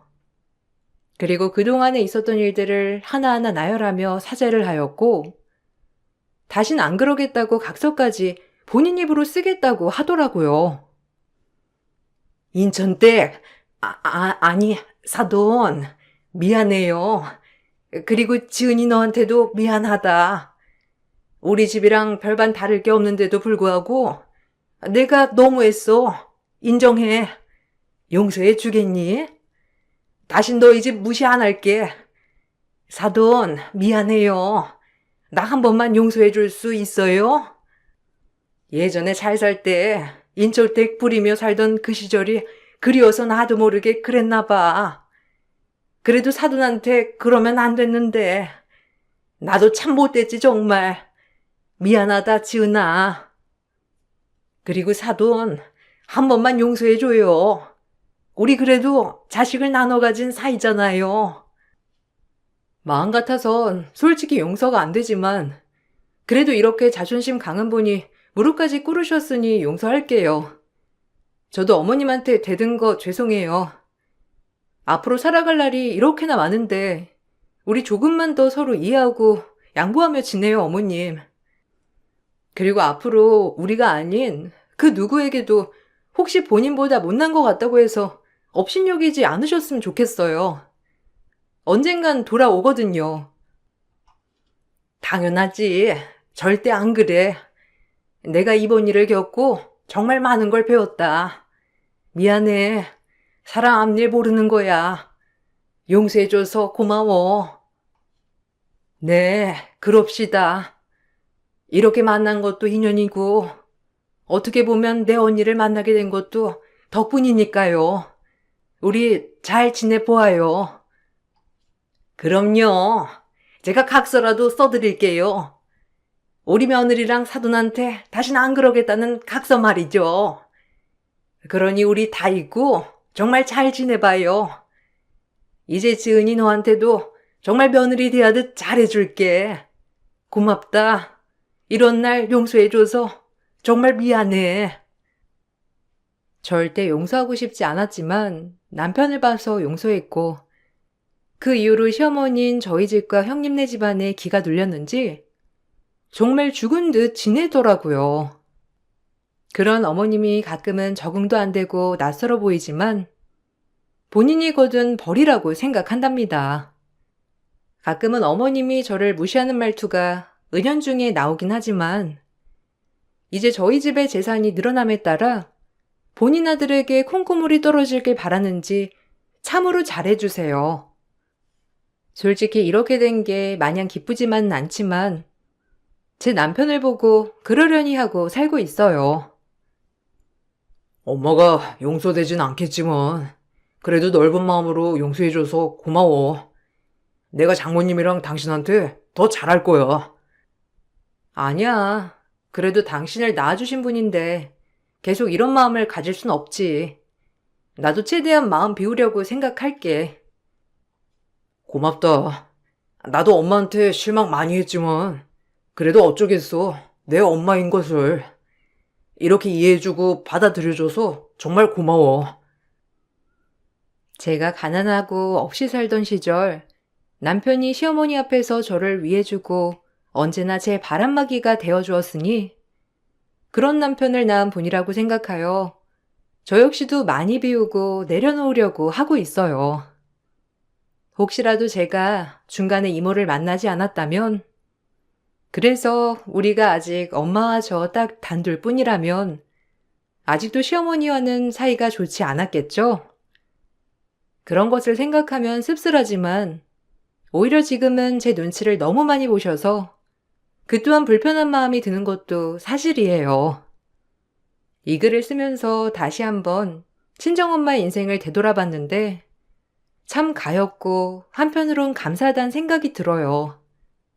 어린 나이에 뱃속에 저를 품고 모든 걸 등지고 저 하나를 지키려 했다는 게 정말 감동적이면서도 엄마가 안쓰럽다는 생각이 들어요. 저도 아이 엄마가 되면 아이를 위해서 엄마처럼 희생을 할 수 있을지 여러 생각이 드는 하루예요. 저를 위해 희생만 한 엄마를 위해 이번 주말엔 몸보신도 시켜드리고 좋은 옷 한 벌 사드려야겠어요. 아침 저녁으로 강추위인 요즘 감기 조심하시고 좋은 하루 보내세요. 그럼 마치겠습니다. 안녕하세요. 저는 인천 살고 조그만 제과점을 운영하는 40대 여자입니다. 행복이 뭘까라고 생각하면서도 지금 이렇게 글을 쓰고 있다는 사실이 행복일 수 있다고 생각하며 글을 쓰고 있네요. 저는 평범한 가정에서 자라왔습니다. 아버지는 대기업에 다니는 착실한 회사원이었고 어머니는 평범한 주부였죠. 그렇게 정말 남들과 다를 거 없이 평범하게 자랐어요. 시간이 흘러서 초등학교, 중학교, 고등학교까지 무사히 가게 되었고 대학교를 갈 때 무슨 과를 갈까 아주 고민이 많았어요. 인생에서 처음 느껴본 고민이었으니까요. 딱히 뭘 잘하지도 못하지도 않은 저였기에 대학교의 과를 선택하는 건 매우 어려웠습니다. 그때는 이 과를 가면 무조건 평생 이 길로만 가야 한다는 고정관념이 있었으니까요. 공부만 잘해서 좋은 학교에 합격만 하자라고 생각했었는데 막상 과를 선택하려니 너무 큰 고민이었죠. 결국 저는 부모님의 권유로 간호학과를 가게 되었습니다. 예나 지금이나 간호학과는 취업률이 좋으니까요. 전혀 나와 맞지 않을 것 같은 직업이 의외로 너무 재밌더군요. 그렇게 적성에 맞는 학교를 다니게 되었죠. 시간이 흘러 저는 과 탑으로 졸업하게 되었고 국내 빅5 병원에 간호사로서 첫 신입 출근을 하였어요. 취업은 학교 생활과는 차원이 달랐죠. 학교에서는 교수님과 공부만 열심히 잘해내면 됐던 반면 지금은 선배들 눈치도 봐야 하고 잘해도 혼나고 못하면 더 혼나는 일상이었죠. 그렇게 지친 일상을 보냈습니다. 그때는 과연 이 길이 나의 길이 맞나 싶을 정도였죠. 하지만 일하면서 저에게 한 줌의 빗줄기 같은 것이 생겼습니다. 그건 바로 직장에서 만난 인턴 의사와 사랑에 빠진 것이었어요. 전 간호사가 처음, 남자친구는 의사가 처음, 우당탕탕 신입생활을 서로에게 힘이 되어주며 버텨냈습니다. 그 덕분에 그나마 병원에 오는 것이 좋은 날도 많았으니까요. 아마 남자친구가 아니었으면 정말 퇴사를 했을 수도 있었고요. 그렇게 저희는 일을 하면서 사랑을 키워 나갔네요. 가지 않을 것 같은 시간이 가고 저도 어엿한 중간연차 간호사가 되었고 남자친구는 인턴과 레지던트를 거쳐 전문의가 되었어요. 그리고 선배가 개원한 병원에 페이닥터로 취직을 하게 되었죠. 더 이상 같은 곳에 근무하진 않았지만 그래도 서로에게 힘이 돼주는 존재 또한 여전했네요. 20대 후반이 되자 제 친구들은 슬슬 결혼을 하기 시작했어요. 친구들을 만나면 죄다 결혼 얘기뿐이었고 저한테도 역시나 돌아오는 질문은 결혼 언제 하냐는 내용이었네요. 준이야, 너 결혼 안 해? 남자친구랑 만난 지 오래되지 않았어? 너 대학 졸업하고 얼마 뒤부터 바로 만난 거니까. 아, 아직은 결혼 생각은 없어. 뭐 요즘엔 늦게 가는 추세이기도 하고. 정말 결혼 축하해. 우리 친구들 중에 네가 제일 먼저 가는 거지? 그치. 너도 얼른 가. 30 넘으면 눈만 높아진다. 지금 네 남자친구 능력 있을 때 얼른 잡아. 부모님도 은근 바라실걸? 에이, 우리 부모님은 안 그러셔. 결혼이 무슨 하고 싶다고 밀어붙여야 하는 것도 아니고. 천천히 생각해 봐야지. 안 그래, 오히려. 너 진짜 빨리 잡아야 한다. 네 남자친구 훈남이지, 의사지. 게다가 친절하지. 결혼하면 얼마나 잘해줄 거야. 무조건 결혼 밀어붙여. 혹시 남자친구가 결혼 미루는 거야? 그건 아니지? 너보다 연상이니까 아무래도 진짜 결혼할 여자를 찾는 걸 수도 있어. 너랑은 연애만 하고. 그러니까 그런 생각 들기 전에 얼른 잡아버려. 알겠지? 준이가 주는 청첩장 받고 싶다. 아, 그래 뭐. 결혼을 한다면 지금 남자친구랑은 생각하고 싶긴 한데 아직은 좀 이른 것 같아서 좋은 소식 있으면 들려줄게. 주변에서 오히려 제 결혼에 대해 왈가왈부하기 시작했네요. 아무래도 저에게 빨리 남자친구를 잡아야 한다는 둥, 얼른 결혼을 해야 한다는 둥 보채기 시작했어요. 전 이런 것들이 점점 스트레스가 되기 시작하였고요. 이 시기에 저는 뭐가 그렇게 마음이 급했는지, 남들 다 하는 결혼이라 그랬는지, 결혼에 점점 목을 매게 되었어요. 지금 생각하면 참 한심하죠. 그렇게 친구들을 만나고 올 때면 저는 한껏 스트레스를 받아 남자친구에게 표출하기도 하였죠. 그런 남자친구는 그래도 저를 감싸 안아 주었습니다. 그렇게 저희는 남들의 시선에 구애받지 않고 꿋꿋하게 연애를 이어나가기 시작했어요. 조금 더 시간이 흘러 본격적으로 남자친구 입에서도 결혼 얘기가 나왔죠. 기뻤습니다. 그래도 결혼 얘기를 먼저 저에게 해주니 고마웠기도 하고요. 내심 한편으론 친구들 말처럼 남자친구가 정말 결혼을 다른 사람과 하고 싶어 할 수도 있겠다고 생각이 들기도 했었거든요. 그런 불안감을 떨쳐주고 결혼 준비를 진행해 나갔죠. 저희 부모님은 남자친구를 너무 좋아하셨어요. 직업도 마음에 들어 하셨고 훈훈하고 누구에게나 다정한 사람이었거든요. 뿌듯했습니다. 제 선택이 옳은 것 같았거든요. 어머, 반가워요. 우리 딸한테 얘기는 많이 들었는데 이렇게 보니까 너무 좋네요. 그럼 언제쯤 결혼 생각하고 있어요? 아, 이번 연도 안에 늦지 않게 결혼 준비해 보려고 해요. 저도 내년이면 34살이고 그 전에 하고 싶어서요. 부모님도 준이 많이 보고 싶어 하시고. 아이고, 시원시원하구만. 그럼 날짜는 준이랑 상의해서 정하면 되고 앞으로 자주 놀러 오게나. 딸이 하나라 아들 생긴 것 같아 기분이 너무 좋네. 하나뿐인 딸 듬직한 사이 만나 결혼한다고 하는 것도 너무 좋고. 여보, 그 술 좀 내와. 오늘 잔치 한번 하자. 아유, 좋게 봐주셔서 너무 감사합니다. 저도 준이한테만 들었는데 아버님 어머님도 성격 너무 좋으세요. 제가 더 감사하죠. 그렇게 저희 집은 남자친구를 좋게 본 덕분에 일사천리로 일이 진행되어 갔습니다. 이제 남자친구네 부모님을 찾아뵙는 일만 남았죠. 남자친구네 집에 가기 전에 엄청 긴장했어요. 그 전에 친구들이 의사는 다를 거다.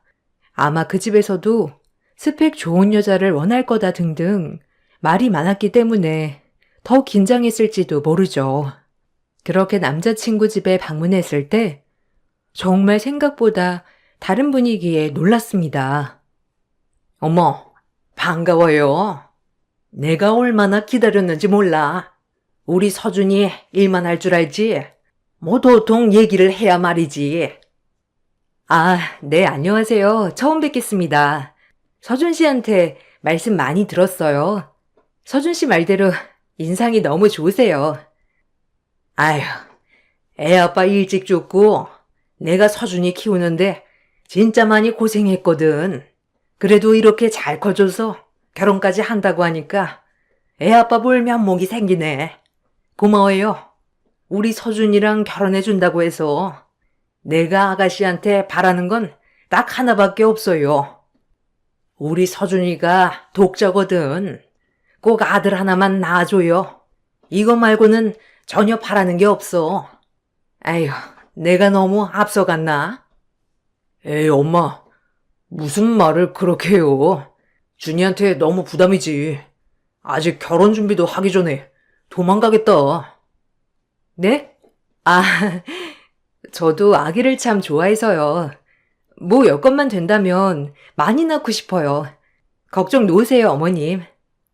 생각보다 어머님은 온화하셨고 일찍 아버지가 돌아가신 남자친구를 이렇게 혼자 키워내신 걸 보니 더욱더 존경스러웠네요. 결혼도 하기 전에 아이 얘기를 한 것이 조금 부담스러웠지만 저도 아이들을 많이 좋아하는 편이었기에 문제되진 않았고요. 그렇게 저희는 결혼 준비를 해 나갔습니다. 결혼 준비를 하면서 너무나 행복했어요. 친구들은 겉으론 편하지 않았지만 저를 제일 부러워하는 것 같았고요. 의사 사모가 된다고 하니 더욱더 그런 느낌이었죠. 아마도 설마 제가 정말 남자친구와 결혼을 할까 하는 생각들을 많이 가졌었거든요. 그런 부분에 있어서 조금은 어깨가 으쓱하기도 했어요. 남자친구 어머님은 저에게 보석들과 결혼 선물을 많이 해주셨습니다. 한편으로 너무 부담스럽기도 하였지만 하나밖에 없는 아들이 결혼한다고 하니 뭐든 다 해주고 싶다고 하셨죠. 이렇게 좋은 남편과 어머님을 만날 수 있다는 것이 너무 좋았어요. 그리고 정말 행복한 날만 있을 줄 알았네요. 뭐든 다 해주고 싶어. 우리 준이한테. 이젠 이 집을 이끌어갈 내 며느리 아니냐. 떡두꺼비 같은 아들도 낳아줄 테고. 아, 어머님, 감사합니다. 전 뭘 해드려야 할지. 혹시 어머님, 갖고 싶은 가방 있으세요? 저랑 주말에 백화점 가실래요? 아니, 됐어. 나 가방 많다. 나중에 우리 집 오면 내가 안 쓰는 가방들도 몇 개 챙겨주마. 요즘 애들이 아주 좋아하는 브랜드야. 아버님이 일찍 돌아가셨지만 워낙 재산이 많은 집안이었기 때문에 어머님은 남자친구를 키우면서도 부족함이 없었다고 말했죠. 그리고 저에게도 또 한 번 당부를 하신 것은 꼭 아들을 낳아달라고 한 것이었어요. 이 마음의 부담 말고는 다 좋았죠. 그렇게 저의 결혼은 꽃길이 펼쳐질 것만 같았네요. 아니, 그렇게 생각했었죠. 결혼식이 시작되었고 행복한 결혼식을 올렸어요.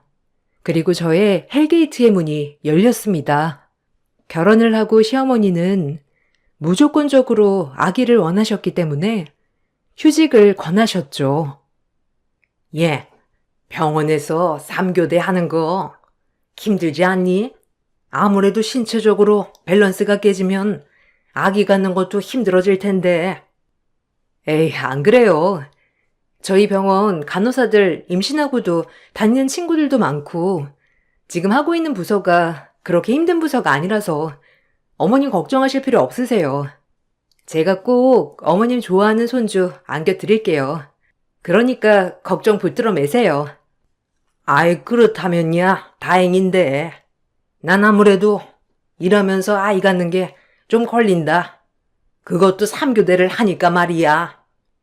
어머님이 걱정하셨지만 남편도 저도 휴직을 원하지 않았기에 저는 계속 일을 다니기로 결정하였습니다. 일은 힘들었지만 바로 전업주부로 살고 싶진 않았거든요. 결혼 후 일을 그만둔다고 생각해 본 적도 없었고 그래서 일과 살림을 병행해 나갔죠. 남편은 병원이 끝나고 집에 와 집안일도 많이 도와주고 있었기 때문에 저와 크게 부딪히는 일이 없었어요. 오히려 저보다 더 깔끔한 성격이라 집을 더 깨끗이 치우는 사람이었죠. 어머님이 좋아하는 아들 손주 하나만 안겨주면 저희는 문제될 게 없는 가족이었어요. 그렇게 결혼한 지 6개월 정도 지났을까요? 시어머니께서는 아이를 보채기 시작했습니다. 저희도 아이를 기다리는 입장이었기에 어머님의 그런 행동들이 많이 부담스러웠죠. 그래도 애초에 원하시던 게 손주였으니 오죽할까 싶었네요. 예, 이번 달도 소식 없니? 아니, 너희 혹시 나중에 가지려고 하는 거 아니지? 6개월 정도 됐으면 아기가 들어설 법도 한데. 에이, 어머니. 아직 결혼한 지 6개월밖에 안 되기도 했고 저희도 노력 중이에요. 뭐 생기겠죠. 조금만 더 기다려주세요. 어떤 집은 결혼하자마자 들어선다는데 너무 문제 있는 거 아니냐? 병원에서 검사라도 받아봐야 하는 거 아니야? 네? 아직 젊은데요, 뭐. 그리고 1년이 지난 것도 아니고 몇 개월밖에 안 됐는데 검사는 조금 생각해 볼게요. 내가 이래서 일을 그만두라고 했던 거다. 3교대 하면 밤에 나가는 일도 많을 텐데 언제 애가 들어서겠니? 에휴. 어머님은 결혼 전에 비추지 않던 모습들을 종종 비춰 보이곤 하셨죠. 아이 얘기만 나오면 표정도 안 좋아지셨고 저에게 문제가 있는 거 아니냐며 은근슬쩍 검사를 받아볼 것을 권유하기도 하였고요. 기분이 많이 나빴지만 참았어요. 모르고 결혼한 것도 아니니까요. 이번 연도 안까지 기다려보고 서준 씨랑 같이 검사해 볼게요. 그리고 일하는 거랑은 전혀 상관없으니까 안심하세요. 안심하긴. 애가 들어섰어도 벌써 들어섰어야 하는데 6개월이나 지났는데도 깜깜무소식이니 내가 조바심이 나서 그런다. 그리고 서준이는 검사를 왜 받아? 우리 아들은 문제 없다. 너부터 받아봐라. 너 내가 말했지? 난 아들 손주 하나면 된다. 어머님은 저에게 문제가 있는 것이라며 검사를 재촉하셨지만 아직 시기상조 같아 검사를 미뤘습니다. 이게 반복이 되니 어머니와도 고부 갈등이 생겼죠. 철저히 손주 문제 때문에 어머니와 갈등이 빚어졌어요. 어머님이 아이에 집착할수록 저는 남편에게 이야기를 하면서 불만을 토로하는 일이 많아졌죠. 행복할 줄만 알았던 결혼 생활이 점점 기분 나쁜 일로 얼룩져 갔습니다. 어머님, 오늘 또 왔다 가셨어. 나 출근하는 거 정말 싫어하셔.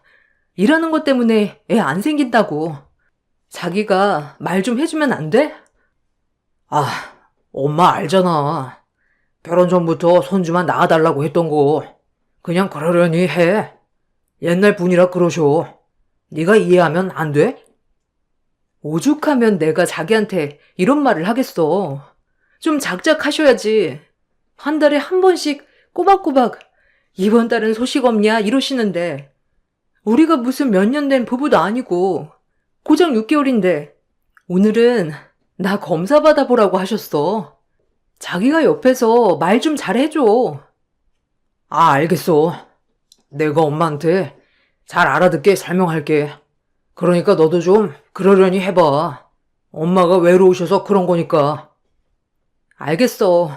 나도 그러려니 둥글게 생각할게. 자기한테 짜증내려고 한 건 아닌데 오늘 어머님이 검사까지 받아보라고 막 화내시니까 나도 모르게 스트레스 받았었나 봐. 자기가 이해해주라.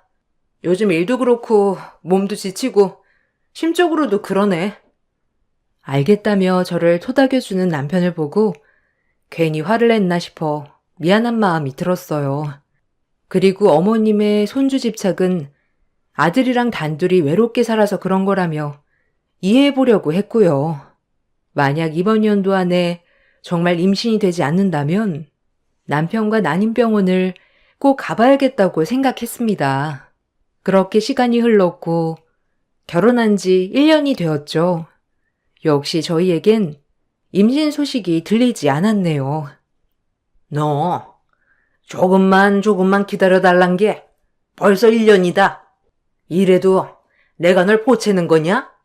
애초에 진작 검사 받아봤으면 얼마나 좋아? 죄송해요, 어머니. 내일 병원 예약이라 가볼 거예요. 저랑 서준 씨 젊으니까 금방 생길 거예요. 좀 기다려주세요, 어머니. 너 일이 문제라니까. 내가 그렇게 삼교대하지 말라고 했는데 고집을 부려서 너 아주 사람 화나게 하는 것도 가지가지다. 일이랑은 상관없어요, 어머니. 저희 병원 직원들, 임신한 직원들도 많고요. 그러니까 임신이랑 일은 엮지 말아주세요. 아니, 밤에 집구석에 들어와야 애가 생기지. 밤에 기어나가는데 애가 생기겠냐? 아유, 속 터져. 미련해서 애원. 너 결혼 전엔 안 그러더니 왜 이렇게 미련충이가 됐냐? 내 말 못 알아듣냐? 내가 너한테 많은 거 원한 것도 아니고 고작 임신인데 남들 다 아는 임신 하나 못해서 내 입에서 큰 소리를 나게 만들어? 아유, 열불나 진짜. 내 친구들은 벌써 할미 소리 들어가면서 어찌나 자랑을 하는지. 1년이 돼도 임신이 되지 않자 어머님은 더 큰 소리를 내며 저를 다그쳤어요. 저 역시도 이젠 진짜 병원에 가봐야겠다고 생각했고요. 다음 날이 되어 전 난임병원에 갔습니다. 남편도 무조건 같이 가려고 했지만 스케줄상 저 혼자 가게 되었어요. 약간 남편이 꺼려하기도 했고요. 저부터 먼저 검사를 받아보자는 생각으로 이것저것 검사를 받았죠. 나팔관 조영술부터 시작해서 난소 나이 검사까지 모든 검사를 마친 후 결과는 놀랍게도 정상이었습니다. 기능들도 다 좋다고 했고요. 그래서 의아했네요. 임신이 왜 안 되는 건지. 아무래도 남편분도 오셔서 정액 검사를 해보셔야 더 정확하실 것 같은데요. 두 분 다 문제가 없는 경우에는 원인불명 난임이 되기도 하고요. 남편분의 정자에 문제가 있는 걸 수도 있고요. 요새는 남자 문제로 난임인 경우도 굉장히 많아서요. 아, 그럼 저는 문제 없는 걸까요? 자궁이라든지 난소 나이라든지 그래도 저도 30대라 걱정이 됐거든요. 비타민 D 수치가 좀 떨어져 있는 거 말고는 문제 없으세요. 난소 기능도 괜찮으시고요. 이런 경우엔 남편분 검사에 따라서 자연 임신을 더 시도해 볼지 아니면 인공수정이나 시험관을 할지 결정이 될 것 같네요. 빠른 시일 내에 남편 정액검사 예약하세요. 순간 망치로 머리를 맞은 듯 했습니다. 제가 아닌 남편 쪽에 문제가 있을 수도 있다니요. 이 얘기를 어떻게 남편에게 꺼내야 할까 싶어 머릿속으론 고민을 거듭했죠. 그래도 아이를 낳아야 하니 말을 할 수밖에 없었어요. 그래서 결국 남편에게 얘기를 꺼냈죠. 저기, 나 오늘 병원 다녀왔는데 지난번에 검사한 거 있잖아. 아무 문제 없다고 하는데 아무래도 난임병원이니까 남편도 검사 받길 권유하더라고. 자기 혹시 시간 맞춰서 병원 예약할 수 있어? 어머님도 아기 너무 기다리시니까 나도 마음이 좀 급해지네. 뭐? 내가 검사 받으라고? 나는 문제 없다니까. 그럼 생기겠지. 너도 문제 없다며. 조금만 더 기다려보자 그럼. 남편은 앉아서 이렇게 태평한 소리만 하고 있었죠. 정작 시어머니에게 닥달당하는 건 저였거든요. 저는 가만히 있을 수 없어 남편을 몇 날 며칠 설득하여 결국 검사를 받게 했습니다. 이것조차도 마음에 안 들었지만 한 번만 검사한다는 조건으로 검사를 했죠. 결과는 남편의 기형정자가 문제가 되었어요. 다른 것은 괜찮으나 정자 중에 기형정자가 많다는 거였어요. 그래서 임신율이 떨어졌던 거였고요. 병원에선 시험관 아니면 인공수정을 권했습니다. 자연 임신도 가능하긴 하나 확률이 희박하다는 것이었죠. 결국 전 인공수정을 먼저 해보기로 하였어요. 시어머니한테는 둘 다 문제가 없지만 조금 더 확률을 높이기 위해 진행을 한다고 했고요. 시어머니는 이것조차도 탐탁지 않아 하셨지만 설마 아들이 문제가 있다는 것을 알면 많이 상심할까 싶어 말하지 않았어요. 전 그리고 임신에 전념하기 위해 병원을 그만뒀습니다. 그리고 임신에 전념했죠. 총 인공수정 3회, 시험관 12번. 남들에겐 쉬운 임신이 저에겐 어려웠어요. 그렇게 저는 8년 동안 시도했죠. 시험관으로 인해 체중 증가와 점점 몸은 망가져 갔어요. 그러는 동안 남편은 점점 밖으로 나돌았네요. 시험관을 하면서 오히려 사이가 악화되었죠. 임신을 포기하지 못하는 저와 그런 저를 이해하지 못하는 남편과 갈등이 쌓이다 보니 남편은 점점 저에게서 멀어져 갔어요. 어리석게도 임신만 하면 다 회복 가능할 거라고 생각했지만요. 시어머니는 볼 때마다 저를 못마땅해 하셨고 폭언은 점점 더 심해져 갔죠. 그리고 더욱더 저는 임신에 집착하게 되었습니다. 한 번만 더 하면 임신되겠지. 그 생각의 반복으로 결국 13번째 시험관을 시도하게 되었어요. 너랑 결혼을 허락하는 게 아니었는데 지금이라도 서준이 나가서 애 하나 만들어 오라고 해야겠다. 너도 할 말 없지? 어머니, 저도 노력하고 있어요. 병원에서 문제가 없다지만, 그래도 요새는 원인 불명도 많아서 열심히 하고 있다고요. 이렇게 애 못 낳을 줄 누가 알았냐고?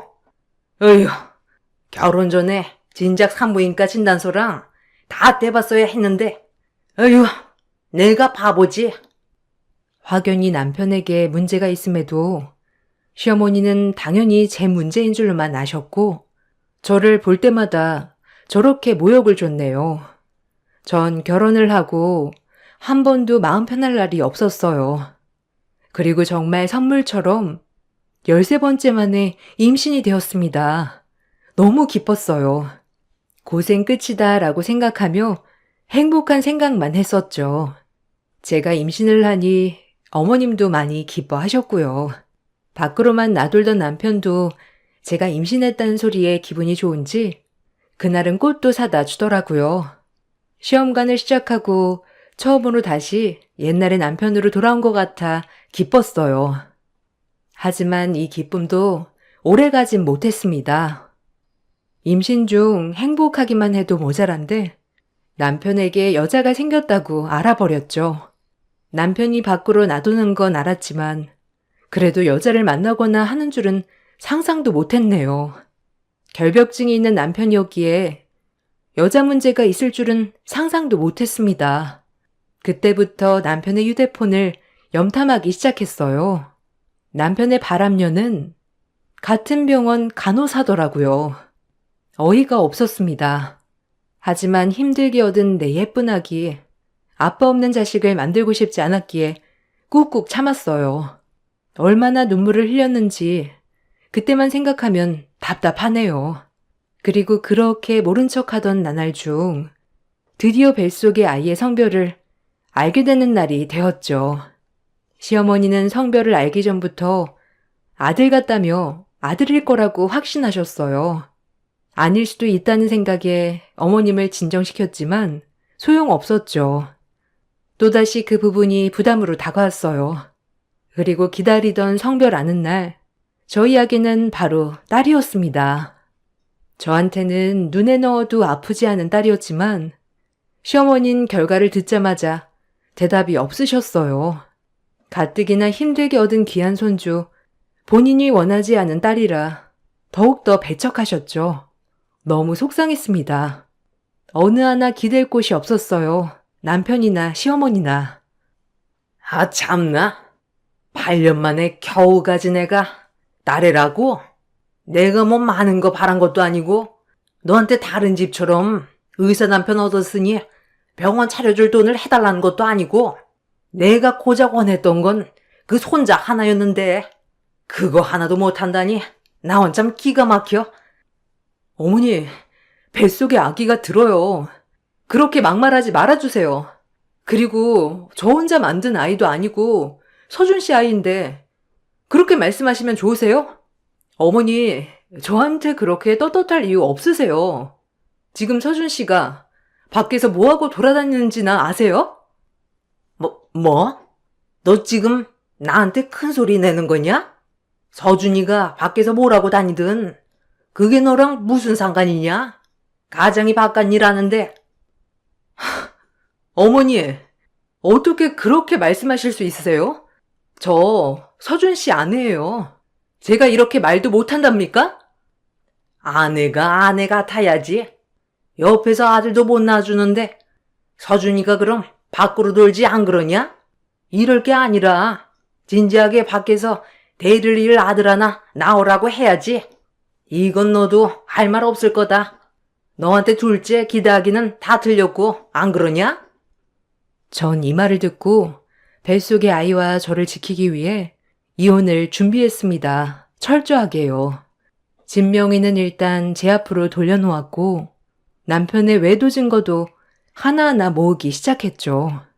처음엔 아빠 없이 어떻게 키우나 했지만 이런 아빠와 할머니 아래서 크는 것보단 부족하지만 엄마의 사랑을 듬뿍 받으며 행복하게 사는 게 나을 것 같았기 때문이에요.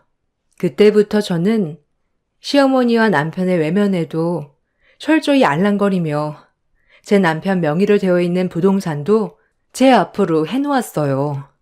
남편은 상간녀에게 얼마나 빠졌는지 제가 뭘 하고 다니는 것조차 관심도 없었네요. 그렇게 저는 외로이 뱃속에 아이를 품으며 홀로 싸움을 준비해 나갔습니다. 그리고 엄마의 불행한 태교에도 제 딸아이는 건강히 잘 자라주어 무사히 출산할 수 있게 되었어요. 출산 후 조리원을 들어가는 순간에도 시어머니와 남편은 오지 않았습니다. 첫 임신 때 꽃다발 한 번 준 뒤로 어머니께 무슨 소리를 들었는지 저에겐 관심조차 없었네요. 혼자서 이혼을 준비하고 있어서 그런지 슬프지도 않았고요. 그렇게 조리원을 퇴소하고 저희 집에서 저는 몸조리를 하고 있었죠. 역시나 혼자서 아이를 돌보며 몸조리 중이었어요. 그런데 현관 비밀번호 소리가 눌리며 불청객들이 찾아왔어요. 시어머니와 상간녀였습니다. 황당해서 어이없어 하고 있는데 더 놀랄 것은 그 상간녀는 저의 간호사 시절 후배였어요. 저희 결혼식도 방문한 친구였고요. 남편이 근무하는 병원으로 이직한 뒤 어떻게 구워 삶았는지 둘이 눈이 맞은 거였고요. 시어머니는 냉동실에서 얼음을 꺼내 얼음물을 벌컥벌컥 들이키시더니 먹고 있던 얼음물을 저에게 끼얹으며 독한 말로 저에게 모질게 내뱉었네요. 황당 그 자체였습니다. 아들도 못 낳는 년? 안방 주인 왔으니 당장 내주거라. 빈몸으로 결혼했으니 가지고 갈 건 없겠지? 우리 서준이도 새 출발해야지. 시어머니의 말이 끝나기가 무섭게 웃음이 터져 나왔습니다. 그동안 철저히 이혼 준비를 해왔거든요. 오히려 반가운 소리였네요. 만세 한번 외쳐도 될까요? 만세! 만세! 만세! 오늘은 나가드릴게요. 내일 다시 올게요. 이 집 제 명이거든요. 여기 있어도 어머님 나가실 것 같지도 않고 제가 오늘은 친정으로 갈게요. 그리고 소송 시작할 거예요. 그이한테도 전해주세요. 아참, 우리 남편이 널 만날 줄은 몰랐네. 너 내 남편 고자인 것도 아니? 내가 시험관을 왜 13번을 했는데 남편이 말 안 하디? 어머님, 아들 어떡해요? 그래요. 어디 이 상간녀한테 아들 손주 보시고 잘 살아보세요. 오히려 감사하네요. 그리고 당할 수만은 없죠. 전 양동이에 물 한 바가지를 푸고 시어머니와 상간녀한테 뿌렸습니다. 저만 물을 맞을 수 없으니까요. 시어머니와 상간녀는 소리를 질러댔죠. 어디다 물을 뿌려? 창피할 줄 모르고 뻔뻔한 노인네 같으니라고. 대우해줄 때 작작해, 알겠어? 그리고 너 고자랑 잘 살아봐라. 하고 저희 딸을 데리고 뛰쳐나왔습니다. 바로 변호사 사무실로 향했죠. 그리고 다음날 소장을 보냈어요. 이혼 소장. 물론 후배 상간녀한테도요. 그리고 전 어느 정도의 재산을 제 명의로 해놓았기에 남편과 시어머니는 길길이 날뛰기 시작했죠. 아주 고소했습니다. 네가 재산을 빼돌려? 그게 무사할 것 같아? 하나 미친 것? 아주 독한 것? 앞에서 내내 하면서 뒤에서 뒤통수를 쳐? 제가 뭘요? 저 이 집에서 이 정도는 누릴만 하지 않나요? 남편 외도에 시어머니 폭언에 이 정도는 제가 당연히 받아야죠. 뭐? 당연해? 그게 어떤 재산인데? 내가 너 같은 걸 들이지 말았어야 했는데. 아이고, 집안을 말아먹었네. 저것 때문에. 어머님, 멍청한 아들을 탓해야죠. 여자에 미쳐서 지 재산 털리는 줄도 모르고 저러고 돌아다녔는데 안 그래요? 아니 자기가 저한테 양도해준 것도 많아요. 제가 이럴 줄 몰랐겠죠. 자기 편하게 돌아다니려고 아무 말 없이 해준 거겠죠? 멍청한 아들을 탓하세요. 아셨어요? 의사면 뭐예요? 상식이 없는데. 의사 빼곤 볼 거 있나요? 참나 어이가 없어서. 네가 내 뒤통수를 칠 줄 알았냐? 세금 덜 내게 한다고 도장 찍으라고 할 땐 언제고? 날 이용해? 네가 그러고 무사할 줄 알아? 넌 닥쳐. 할 말도 없으니까 너한테는. 내가 너 때문에 고생한 것만 생각하면 이가 갈려, 알아? 그래도 고맙다. 덕분에 노후엔 편해졌어. 내 딸이랑 나랑 잘 먹고 잘 살게. 그게 애비 된 도리라고 생각해. 어차피 크면서 애비 노릇 할 일 없을 테니까. 알겠니? 이 멍청이야. 워낙 건물이 많아 세금을 조금이라도 덜 내려고 제 앞으로 명의 이전해준 것들이 자기 발등을 찍은 거였죠. 멍청한 사람 같으니라고. 밖으로 나돌기 위해 귀찮으니까 그냥 바로 찍어준 도장들이 이런 결과를 불러올지 그땐 몰랐겠죠. 참 한심한 인간이네요.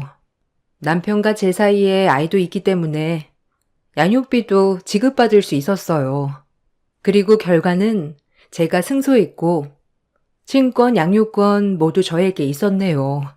시어머니는 아들의 정자가 기형정자라는 소리에 쇼크를 많이 받았고요. 하자 있는 게 며느리가 아니라 자기 아들이었다니. 후배 간호사도 남편의 재산을 보고 접근한 것 같은데 어느 정도 저한테 분할해주고 나머지 제 명의로 해놓은 것 빼면 의사 빼곤 볼 게 없는 남자기에 소문에 헤어졌다고 하더라고요. 얼마나 고소하던지. 이혼을 하고도 눈물 한 방울 안 나왔어요. 그나마 그 끔찍한 곳에서 저희 딸아이를 만난 것이 가장 큰 선물 같았어요. 그리고 저는 싱글맘으로서 홀로서기에 도전했습니다. 엄마의 도움으로 딸을 양육하며 제과 제빵을 배워 지금 운영하고 있는 제과점을 조그맣게 오픈했고요. 가게 자리가 좋아서 그런지 오픈 때부터 지금까지 바쁜 나날을 보내고 있네요. 딸아이는 저희 엄마와 아빠 그리고 제 사랑 덕분에 해맑게 크고 있는 중입니다. 시어머니는 딸이라고 그렇게 무시하더니 자기 아들이 대를 잇기 힘들다고 느꼈는지 딱 한 번 제 딸을 보고 싶다고 연락이 왔고요. 물론 답장도 하지 않고 바로 차단해 버렸네요. 이제 그 집구석이라면 끔찍하거든요. 제 인생에 있어 정말 후회스러운 결혼이지만 정말 인생 공부를 톡톡히 할 수 있었어요. 살면서 후회를 절대 안 할 순 없겠지만 후회를 만회하는 법도 배웠고요. 그리고 이젠 제 딸아이의 엄마로서 부끄럽지 않은 삶을 살려고 노력하고 있습니다. 글을 쓰다 보니 참 수고했다 나 자신이라고 생각이 드네요. 앞으로도 더 열심히 살아가야겠다 느끼는 중입니다. 이 글을 읽으시는 분들, 제 글 읽어주셔서 너무 감사합니다.